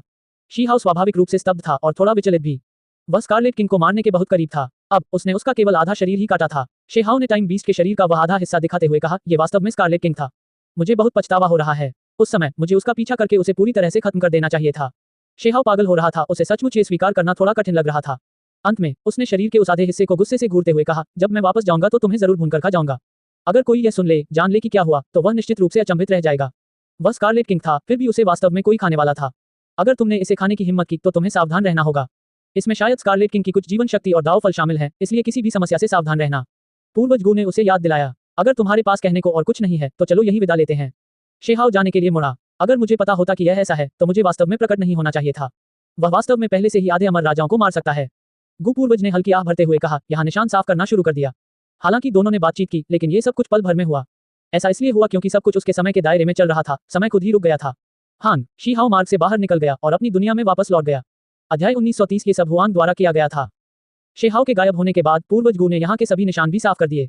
उसका बूढ़ा चेहरा पूरी तरह से लाल हो गया था, थोड़ा शर्मिंदा था। उसने जो तथाकथित निशान मिटाए थे वे ज्यादातर उसके अपने थे। पहले तो उसे चिंता हुई कि यह अच्छा बीज हुआंग यहाँ मर जाएगा, लेकिन उसने कभी उम्मीद नहीं की थी कि यह पूरी तरह से अलग मामला था, कि दूसरा पक्ष एक आधे अमर राजा को मारने में सक्षम होगा। ये जाने का समय है। पूर्वज गु चले गए। समय के टुकड़े इधर उधर उड़ गए। वह इस जगह से गायब हो गया। गु कबीले की पैतृक भूमि में प्रकट हुआ। उसका रूप जल्दी ही बदल गया। त्वचा चमकने लगी। अब वह सिकुड़ी हुई नहीं थी। उसने अपना असली रूप वापस पा लिया। उसका शरीर सीधा था, बाल हल्के सुनहरे चमक के साथ बह रहे थे। हालांकि ये केवल उसका बाहरी रूप था। यदि कोई शक्तिशाली व्यक्ति यहाँ होता तो वे निश्चित रूप से अपना सिर हिलाते, क्योंकि वे महसूस कर सकते थे कि उसके दाव स्रोत में दरारें थीं। संभवतः उसे अमर राजा क्षेत्र में प्रवेश करने की उम्मीद नहीं थी। पूर्वज गु के तरीके स्वर्ग विरोधी थे। यही कारण था कि विदेशी राज्य के अमर राजा सहज महसूस करते थे। वह समय और स्थान के प्राकृतिक नियमों को समझता था, वर्षों को प्रभावित करने और भौतिक पदार्थों में हस्तक्षेप करने में सक्षम था। उसने खुद को बहुत गहराई से छिपाया हुआ था। कोई भी उसे अभी तक उजागर नहीं कर पाया है। अतीत में उसने शेहाओ को देखा था। इस कबीले ने शेहाओ को भट्टी में तपाकर शुद्ध करने की कोशिश की थी, लेकिन अंत में गलती से शेहाओ की मदद कर दी। ये स्पष्ट था कि यह जानबूझकर किया गया था। उस समय गु कबीले ने पहले से ही सावधानी से काम किया था, शेहाओ के खून का एक कतरा बचाकर रखा था। यही कारण था कि वह इसका इस्तेमाल चीजों को पाने के लिए कर सकता था। इसके अलावा उसे ढूंढ भी सकता था। भले ही मैं छिप गया, लेकिन मैं हमेशा के लिए कैसे बच सकता हूँ? जल्दी या बाद में वह दिन आएगा जब मैं अभी भी बुरी तरह मरूंगा। गु पूर्वज ने अपने आप से कहा। उसकी अभिव्यक्ति अत्यंत भावुक थी। वह जानता था कि उसने पहले ही अनगिनत बदनामी झेली है जिसे इस जीवन में धोना असंभव है। भले ही ऐसे लोग हों जो उसे चीजों को साफ करने में मदद करते हों, फिर भी दुनिया के लोग उस पर विश्वास नहीं करेंगे। अतीत में कई लोगों ने गु कबीले के लोगों के हाथ अपने ही लोगों के खून से रंगे हुए देखे थे और दूसरे पक्ष में चले गए थे। ये कबीला पहले से ही अंतहीन समय के लिए एक बुरी प्रतिष्ठा के साथ बर्बाद हो चुका था। ये वाकई दुखद है। मैं अपने जीवन का अंत देख सकता हूँ, इस दुनिया की बदनामी से छुटकारा पाने में असमर्थ। उसे बहुत अफसोस हुआ। फिर उसने अपनी आंखें बंद कर ली। एक पत्थर की मूर्ति की तरह हो गया, हिल नहीं रहा था, उसमें कोई जान नहीं थी। ऐसा लग रहा था जैसे वह लाखों करोड़ों सालों से हिला ही नहीं था। अभी आकाश धीरे धीरे शांत हो रहा था, क्योंकि महान युद्ध समाप्ति के करीब थे। दायरे उन्मूलन, वह धूप अंत में नष्ट हो गई, इस दुनिया को प्रकाश स्तंभ के रूप में मानने में असमर्थ। चमक के बाद सब कुछ अंधकार में प्रवेश कर गया। उसी समय महान क्षेत्र की अस्वीकृति शक्ति प्रकट हुई। जो प्राणी बहुत शक्तिशाली थे और इस दुनिया के नहीं थे, उन्हें अस्वीकार कर दिया गया। क्षेत्र सागर से आए हथियारों को भी बाहर निकाल दिया गया। एक विश्व वृक्ष प्रकट हुआ जो अपनी चमक बिखेर रहा था, विदेशी क्षेत्र की रक्षा कर रहा था। अनंत शक्ति उमड़ पड़ी, इस दुनिया की रक्षा कर रही थी, इसे स्थिर कर रही थी। ये वास्तव में एक पूर्ण महान दुनिया थी। यहाँ एक विश्व वृक्ष के साथ यह महत्वपूर्ण समय पर महान प्रभाव प्रदर्शित करेगा। यह शायद सबसे शक्तिशाली न हो, लेकिन ये स्वर्ग और पृथ्वी के महान दाव से जुड़ सकता है, मजबूत और अविनाशी बन सकता है। पेड़ और क्षेत्र एक हो गए, जो पूर्ण कानूनों के अंतर्संबंध को संरक्षित करने में सक्षम थे। यह क्षेत्र पूरी तरह से शांत हो गया। हालांकि इसके तुरंत बाद फिर से तीखे उतार चढ़ाव शुरू हो गए। एक भट्टी ने आकाश और पृथ्वी को जला दिया। ये बहुत ही भयानक था। जिस क्षेत्र में टाइम बीस्ट्स निवास करते थे, इस सम्राट कबीले की पैतृक भूमि में चौंकाने वाले परिवर्तन हुए। वह क्या है? स्कारलेट किंग फनेस प्रकट हो गया है। बाकी सब तो छोड़िए, यहाँ तक कि सम्राट वंश भी चौंक गया। फिर अमर राजा एक के बाद एक घबरा गए। उन सभी के चेहरे पर अलग अलग भाव उभरने लगे। अनलान और शुतुओ तो और भी अधिक समय के जानवरों की पैतृक भूमि पर उतरे और व्यक्तिगत रूप से इस जगह की जांच की। हो, बहुत बड़ी गर्जना हुई। आकाश और पृथ्वी ढह गए। स्कारलेट किंग कबीले की एकांत भूमि में उस प्राचीन शहर में विस्फोट हो गया। वह एक पत्थर का पहाड़ था। वह पूरी तरह से टूट गया। शून्य से अंतहीन उग्र लपटें निकल रही थी। स्वर्ग और पृथ्वी गड़गड़ा रहे थे। हे भगवान! स्कारलेट राजा एकांत से बाहर आ गया। वहां एक प्राचीन जानवर था जो अपने खून से लथपथ शरीर को घसीटता हुआ भूमिगत गुफा से बाहर भाग रहा था। वह गुस्से से आकाश की ओर दहाड़ रहा था। उसका शरीर क्षतिग्रस्त हो गया था। क्या हुआ? सभी पक्षों के विशेषज्ञ अचंभित रह गए। कई लोगों को गहरा सदमा लगा, क्योंकि उन्हें ये बात अकल्पनीय लगी। अनलान और शुतुओ एक के बाद एक उतरे, बेजोड़ शक्ति छोड़ते हुए इस स्थान को दबा दिया। स्कारलेट राजा, अपना गुस्सा बंद करो, शुतुओ ने कहा। हर कोई जानना चाहता था कि क्या हो रहा है। हालांकि अराजक ऊर्जा बढ़ गई। स्वर्ग का भाग्य अमर राजाओं द्वारा छिपा दिया गया। हालांकि इस दुनिया में ऐसी दीवारें नहीं थी जहां से हवा न आती हो। 2 दिन बाद विदेशी क्षेत्र के सभी कुलों के साधक दंग रह गए, क्योंकि उन्होंने एक अफवाह सुनी थी। स्कारलेट किंग को किसी ने काट दिया था। इसने पुनर्जन्म लिया। इसके पुराने शरीर ने एक दिव्य कोर का निर्माण किया, जो अभी भी युवा था, अपना रूपांतरण पूरा नहीं कर पाया था, अभी संचय कर रहा था, फिर भी इसे किसी ने काट दिया।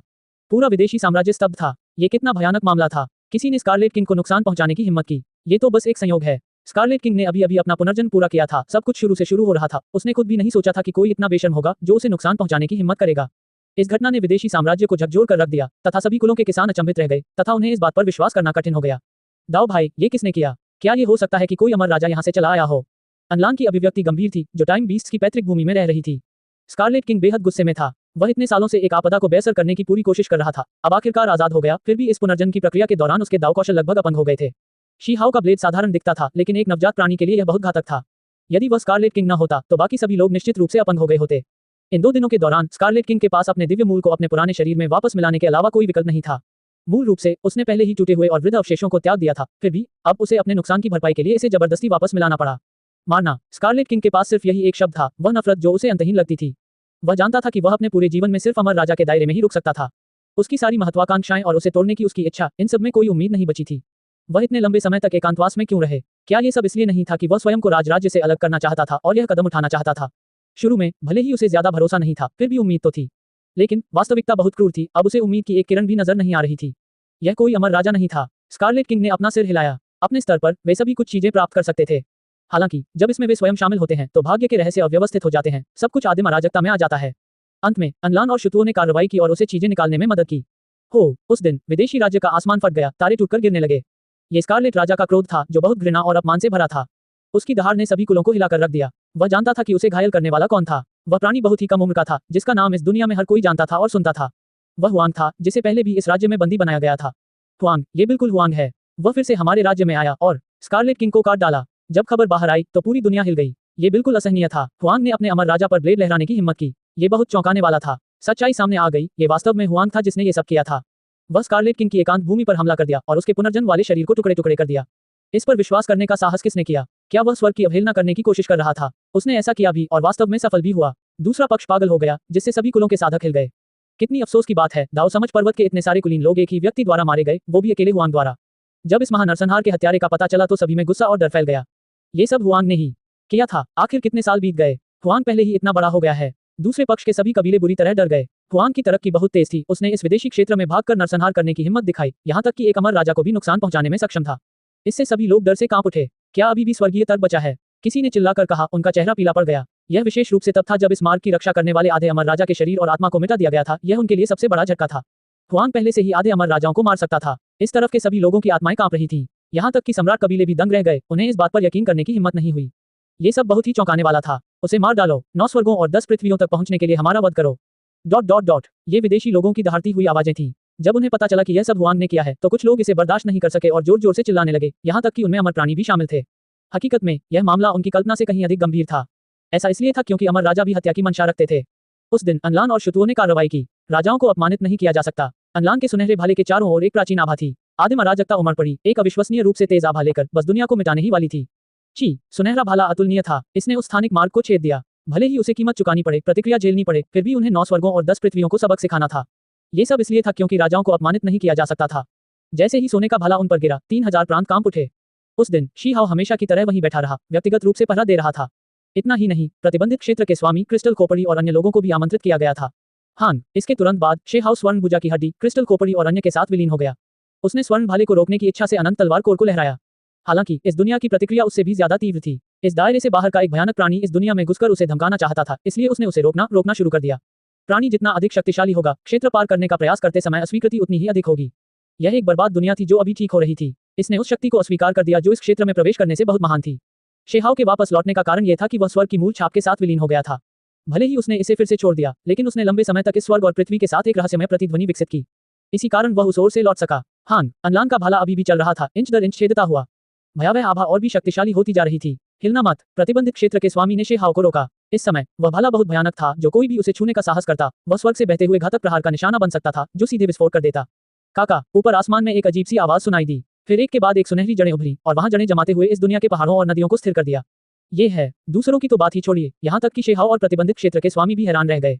ये दुनिया बदल गई। उस पल में उन्होंने एक पूर्ण दाव आभा को महसूस किया, साथ ही साथ यहाँ तेजी से चौंकाने वाले प्राकृतिक नियम आपस में जुड़ रहे थे। अनलान का सुनहरा भाला पीछे धकेल दिया गया। विश्व वृक्ष, इस क्षेत्र ने फिर से एक विश्व वृक्ष उत्पन्न किया है। इसका क्या मतलब था? इसका मतलब यह था कि 9 स्वर्ग 10 पृथ्वी के महान दाव ठीक हो रहे थे, उनके कानून धीरे धीरे पूरे हो रहे थे। इसने खेती रहित युग के दौरान सभी जीवित चीजों और सभी कुलों को निगल लिया, ये सब दुनिया को पूरा करने के लिए किया। यह क्षेत्र पुनः उभर रहा था तथा विश्वव्यापी परिवर्तन से गुजर रहा था।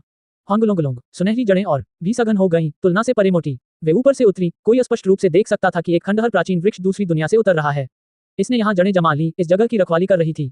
ये वास्तव में एक विश्व वृक्ष था। ये बहुत बड़ा था, ब्रह्मांड में बहुत ऊंचा, हर पत्ता एक तारे को सहारा दे रहा था, बहुत चौंकाने वाला। उसका पूरा शरीर सुनहरा था, मानो सोने से बना हो, बहुत चमकीला। शे हाओ को लंबे समय से एक रहस्यमय एहसास था। अब जब उसने इसे देखा तो उसका अनुमान सच साबित हो गया। ये वही विशाल पेड़ था जिसे उसने अतीत में देखा था, जो पहले एक अराजक प्राचीन महल का समर्थन करता था।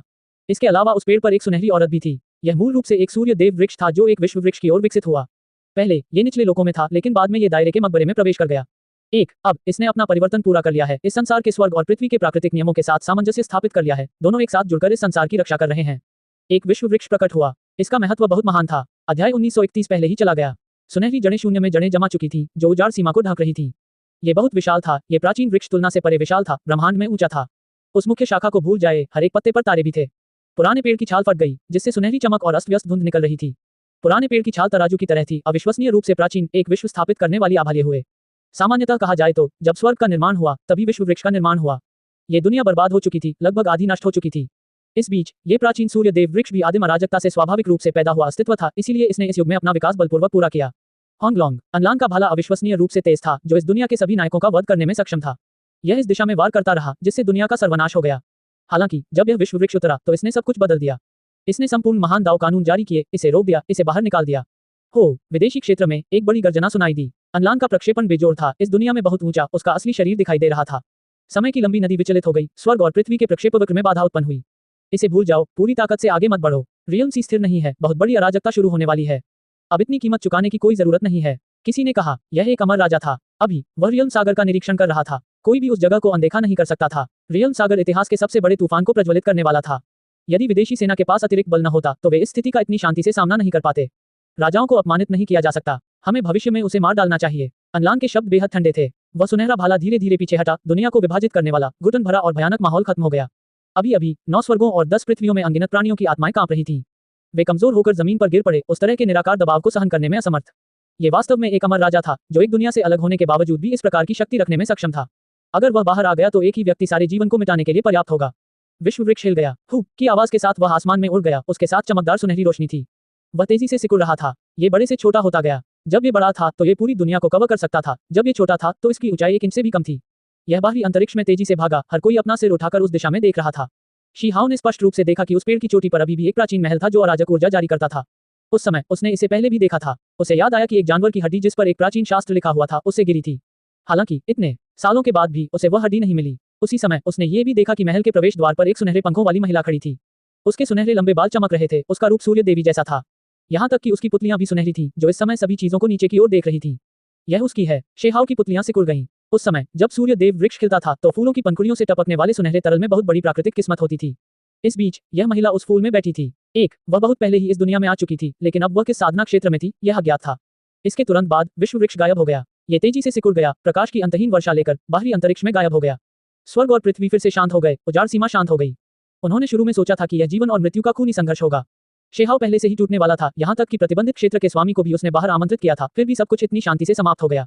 ये भी ठीक था, अगर वाकई कोई बड़ी लड़ाई हुई होती तो उसका नतीजा बताना मुश्किल होता।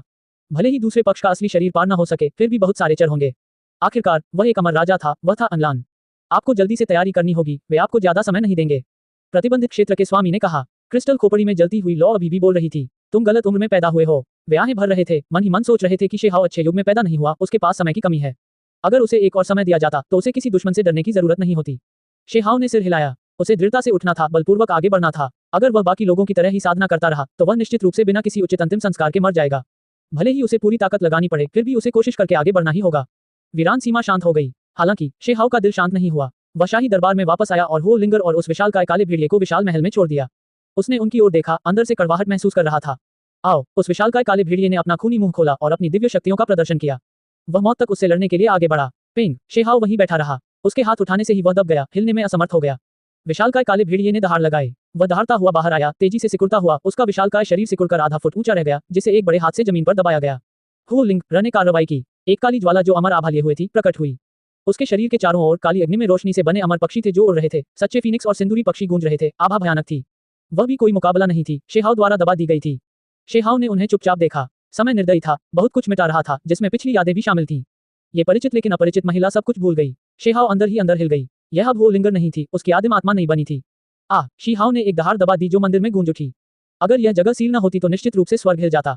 या तो मुझे मार दो या मुझे जाने दो। होलिंगर ने उसकी तरफ देखा, उसके चेहरे पर एक अजीब सा भाव था।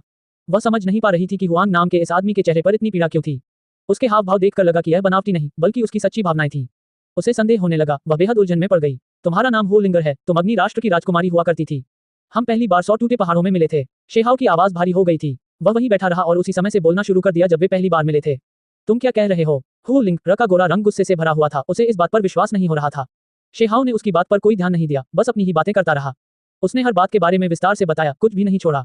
मैं उच्च क्षेत्र में पहुंचा, तुम्हें सिन प्रांत में पाया। जिस दिन हम अलग हुए, सूर्यास्त खून की तरह था, आग शहतूत के पेड़ लाल लाल, फूलों की पंखुड़ियां आसमान को भर रही थीं। मैंने पहले वादा किया था कि मैं तुम्हें खोजने के लिए एक दिन वापस आऊंगा, कि मेरी भावनाएं कभी नहीं बदलेंगी। जब शेहाव ने उससे बात की तो उसकी आंखें गहरी हो गईं। उस समय वे अलग होने के लिए अनिच्छुक थे। होलिंगर फायर शहतूत के पेड़ों के पास अकेली खड़ी थी, लगातार अपने हाथ हिला रही थी, अकेले आंसू बहा रही थी। ऐसा लग रहा था जैसे उसे पता था कि यह मौत से अलग होने वाला है। वह वहां अकेली खड़ी थी, जाने को तैयार नहीं थी। यहाँ तक कि जब वह पहले से ही उसे लगभग नहीं देख पा रही थी, तब भी वह चुपचाप उसका नाम पुकार रही थी। हालांकि मैं वापस नहीं आ सका, आपसे दोबारा मिलने नहीं आ सका। शेहाव की आंखें दुखने लगीं। उसने अपने सामने काले कपड़े पहने महिला को देखा जो लगभग रो रही थी। वह अलगाव शाश्वत था, व्यक्ति तो वही दिख रहा था, लेकिन आत्मा का क्या हुआ? वह कहाँ थी? जब से वह शिखर पर खड़ा हुआ था, उसका हृदय लोहे की तरह कठोर हो गया था। बाहरी चीजें उस पर असर नहीं कर पाती थीं। लेकिन अब वह कड़वाहट और दर्द से भर गया था। उस साल, उस दिन, उस अलगाव ने उसे बेहद अकेला और उदास कर दिया था। वह उसे दूर जाते हुए नहीं देखना चाहती थी। वह वहां अकेली खड़ी रही, न जाने कितनी देर तक, यहाँ तक कि मुड़ने की भी इच्छा नहीं थी। सूर्यास्त की चमक और फूलों के गिरने के बाद आंसू बह रहे थे। वह बेहद अकेली थी। शेहाव अपनी यादों में डूबा हुआ था, धीरे धीरे बोल रहा था, उसकी आवाज में उदासी थी, बहुत दुख था। किसने सोचा था कि उनका पुनर्मिलन इस तरह होगा? जब उसने अनलान के हाथ को आकाश में फैलाते हुए, जब उस हाथ ने उजाड़ सीमा को पार करके सिन प्रांत को अपने कब्जे में ले लिया, तब शेहाव की सांसें भी तेज हो गईं। हालांकि यह कुछ ऐसा था जो 10,000 साल से भी पहले हुआ था, फिर भी यह उसकी आंखों के सामने स्पष्ट था। उसकी आंखें लाल थीं, मुट्ठियां कसकर बंद थीं। हालांकि सब कुछ अतीत की बात थी, वह पहले से ही ज्यादा कुछ नहीं बदल सकता था। तुमने जो कुछ कहा है, मैं उस पर विश्वास नहीं करती, होलिंगर ने कहा। उसने शेहाव को घूरते हुए कहा, कौन इसे साबित कर सकता है? ये सिर्फ एक तरफा शब्द हैं जो तुमने मुझे भड़काने के लिए कहे हैं। शेहाव ने अपना मुंह खोला, कुछ कहना चाहा, लेकिन 10,000 साल बीत जाने के बाद पूरी दुनिया शांत हो गई। उसी पीढ़ी के लोगों में से कितने बचे? समय बीतने के साथ सभी मर गए। 15,000 साल बाद नीला समुद्र शहतूत के खेतों में बदल गया। इस तरह की खेती रहित युग की बर्बाद दुनिया में इसकी तुलना विदेशी क्षेत्र या अमर क्षेत्र से कैसे की जा सकती है? यह क्षेत्र सूख गया। शेहाव को कभी कभी इस बारे में सोचने पर अकेलापन भी महसूस होता था। पिछले दुश्मन जो उसके साथ लड़े और उसका सामना किया, उनमें से ज्यादातर पहले ही धूल में मिल चुके थे, केवल एक छोटा समूह अमर क्षेत्र में प्रवेश कर गया था। शेहाव ने ज्यादा कुछ नहीं कहा, उसे और काले भेड़िए की जादुई शक्ति को सील कर दिया और फिर उन्हें बाहर लाया, सीधे निचले क्षेत्रों की ओर बढ़ गया। इस यात्रा में कई दिन लगे। वे अग्नि राष्ट्र से शुरू हुए, वह स्थान जहां होलिंगर का जन्म हुआ था। हालांकि यह पहले से ही बहुत बदल चुका था, फिर भी अतीत के निशान अभी भी मिल सकते थे। यह इस हद तक था कि कुछ हड्डियों की किताबों में अभी भी उसके अस्तित्व को दर्ज करने वाली रेखाएं मौजूद थीं। फिर वे 100 टूटे हुए पहाड़ों पर चले गए। इसके बाद वे अग्निवंशीय पैतृक भूमि के पवित्र सम्राट महल की ओर बढ़े। अतीत की हर बात शेहाव के दिमाग में उभर आई, वह भी उनमें से कुछ भी नहीं भूला। कई दिन बीतने के बाद वह होलिंगर को उच्च क्षेत्र में ले आया। वह उसे सीन प्रांत में लाना चाहता था, लेकिन वह वहां नहीं था। अग्नि शहतूत के पेड़ एक खूबसूरत स्मृति को समेटे हुए थे, केवल इतना अंतर था कि अब वह सब अस्तित्व में नहीं था, वह पहले ही जा चुका था। वहां अभी भी कुछ लोग थे। स्वर्गीय सींग वाली चींटी को उनमें से एक माना जा सकता था, लेकिन उसने होलिंगर को बिल्कुल भी नहीं पहचाना। अंत में शेहाव निराश और हताश हो गया। वह वास्तव में नहीं जानता था कि खुद को कैसे साबित करे, उसे कैसे बताए। उसने उस जाने पहचाने चेहरे को देखा। उसकी खूबसूरती पहले से कहीं ज्यादा बढ़ गई थी। एक काली पोशाक लहरा रही थी, उसका शरीर सुंदर था, रंग बर्फ की तरह सफेद था। उसका स्वभाव अब पहले से अलग, आकर्षक और गंभीर था। पहले वह सौम्य थी, लेकिन अब उनमें एक शक्तिशाली व्यक्तित्व का आभास था। ये वह नहीं थी। शेहाओ ने आह भरते हुए कहा, ये भावनाएं तब तक इंतजार कर सकती हैं जब तक आप अपनी यादें याद नहीं करते। हालांकि वह जानता था कि ऐसा होने की कोई संभावना नहीं थी। वह ऐसा व्यक्ति नहीं था जो हार मानने को तैयार था, वह वो लिंगर को बचाना चाहता था। मैंने पहले ही तुम्हारे लिए प्राकृतिक भाग्य का एक उदाहरण तैयार कर लिया था। मुझे नहीं पता कि तुम्हारी आत्मा वास्तव में तुम्हारे शरीर से गायब हो गई है या नहीं, या वह अभी भी वहां है। भले ही उसमें थोड़ा सा ही हिस्सा बचा हो, फिर भी मैं हार नहीं मानना चाहता। शीहाओ ने कहा, उसकी अभिव्यक्ति अधिक से अधिक दृढ़ होती जा रही थी। वास्तव में हो लिंगर पहले से ही थोड़ा विचलित और भ्रमित थी। शेहाओ पहले उसे उन जगहों पर ले गया था जो अंधेरे से घिरी हुई थी। इस संसार के कई साधक अंधकार की अराजकता के बारे में जानते थे। शेहाओ ने गंभीरता से उससे पूछा कि क्या उसके पास अपने बचपन की कोई यादें हैं या सिर्फ एक अंतराल है। हो लिंगर ने इस महान धरती पर इतना समय बिताया, इतने सारे अंधकार में जीवों को देखा, तो वह कैसे संदिग्ध नहीं हो सकती थी। चल दर, शेहाओ उसे अपने साथ लेकर शून्य में चला गया, ब्रह्मांड की गहराई में प्रवेश किया। वह उसे एक निर्जन ग्रह पर पुनर्जन्म लेने में मदद करने जा रहा था। वह केवल यही चाहता था कि इस शरीर में अभी भी हो लिंगर की आदिम आत्मा के कुछ अंश बचे रहें। वह एक चमत्कार देखना चाहता था। यह क्या है? हो लिंगर चौंक गई। उसने एक अंडा देखा जिसमें से आग की लपटें निकल रही थीं। जब शेहाओ ने अमर शक्ति का इस्तेमाल किया तो इस अंडे से 5 रंगों वाली दिव्य रोशनी निकली, जिसने अंधेरे ब्रह्मांड को रोशन कर दिया।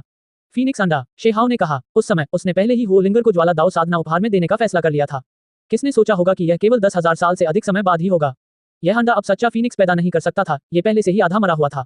हालांकि इसे सक्रिय करने के बाद यह एक और पूरा करने में मदद कर सकता है, जो सच्चे फीनिक्स वंश की सबसे शक्तिशाली पुनर्जन्म शक्ति को वहन करता है।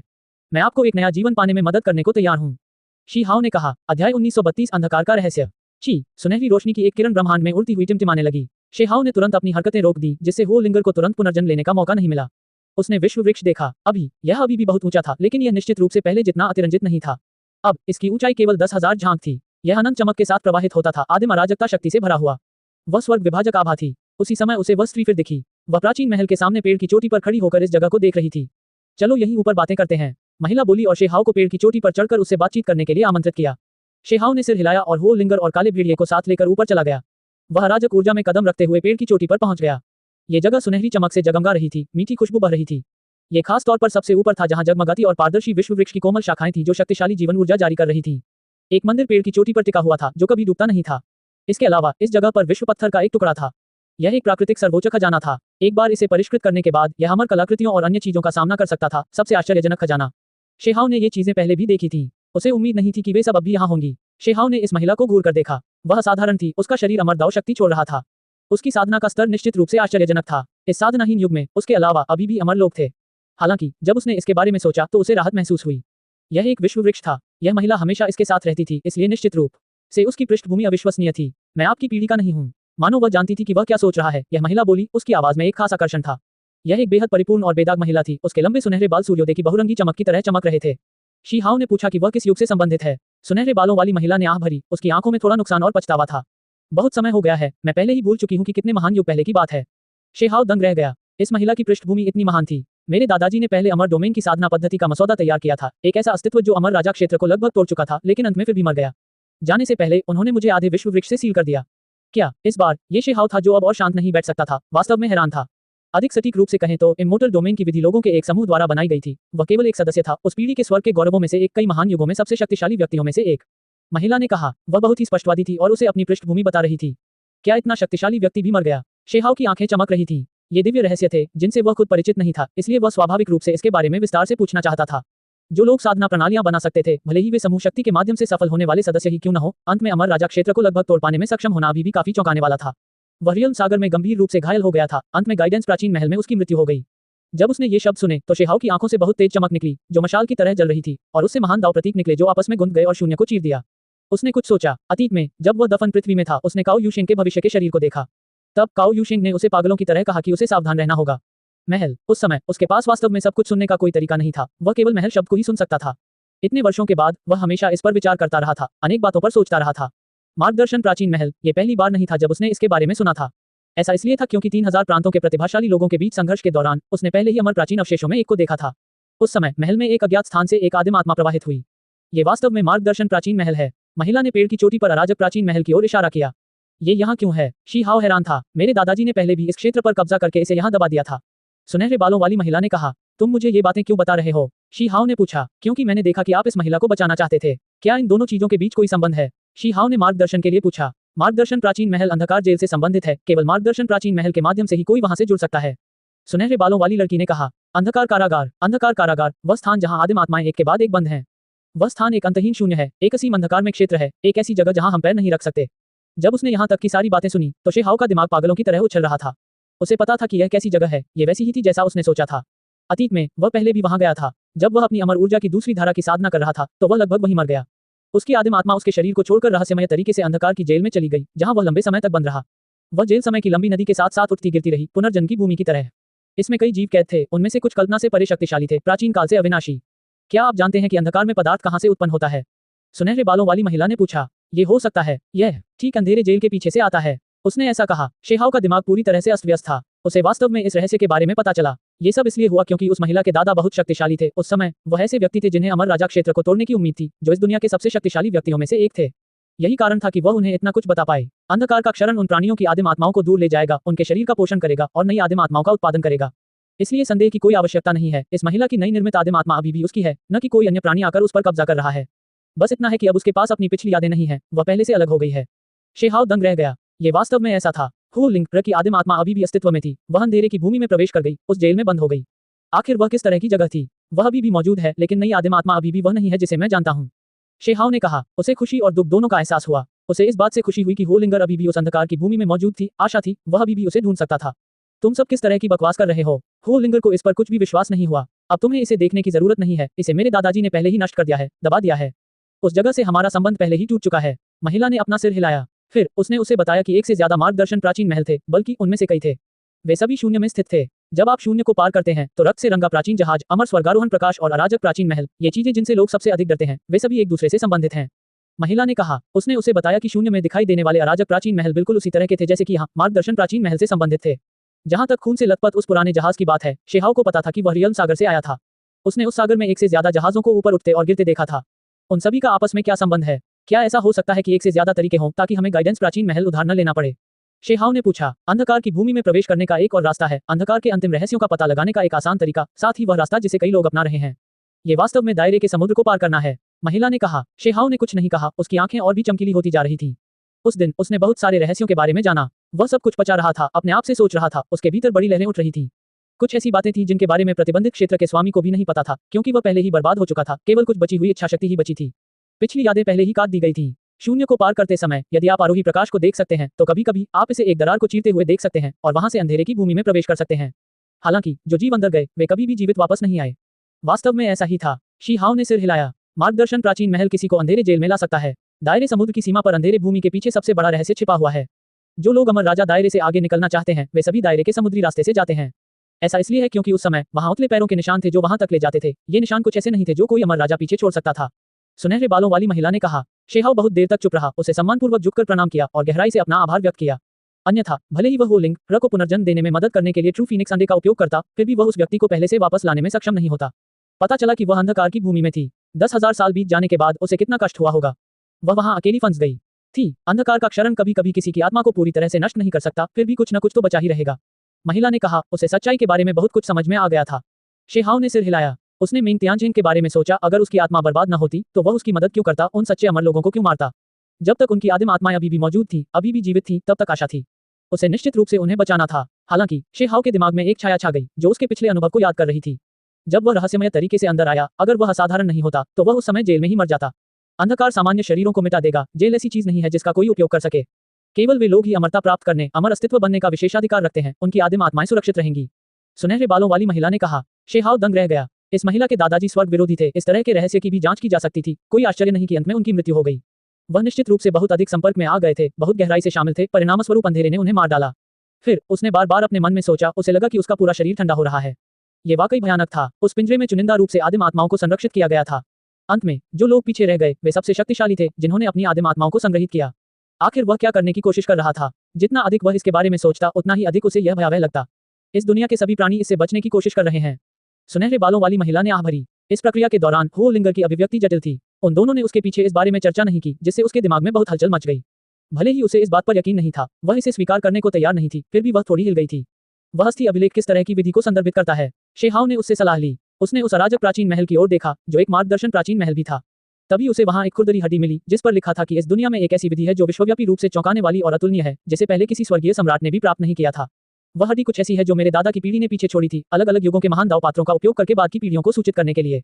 मेरे अनुमान के अनुसार ये सच्चे आदिम अभिलेख का निचला टुकड़ा होना चाहिए।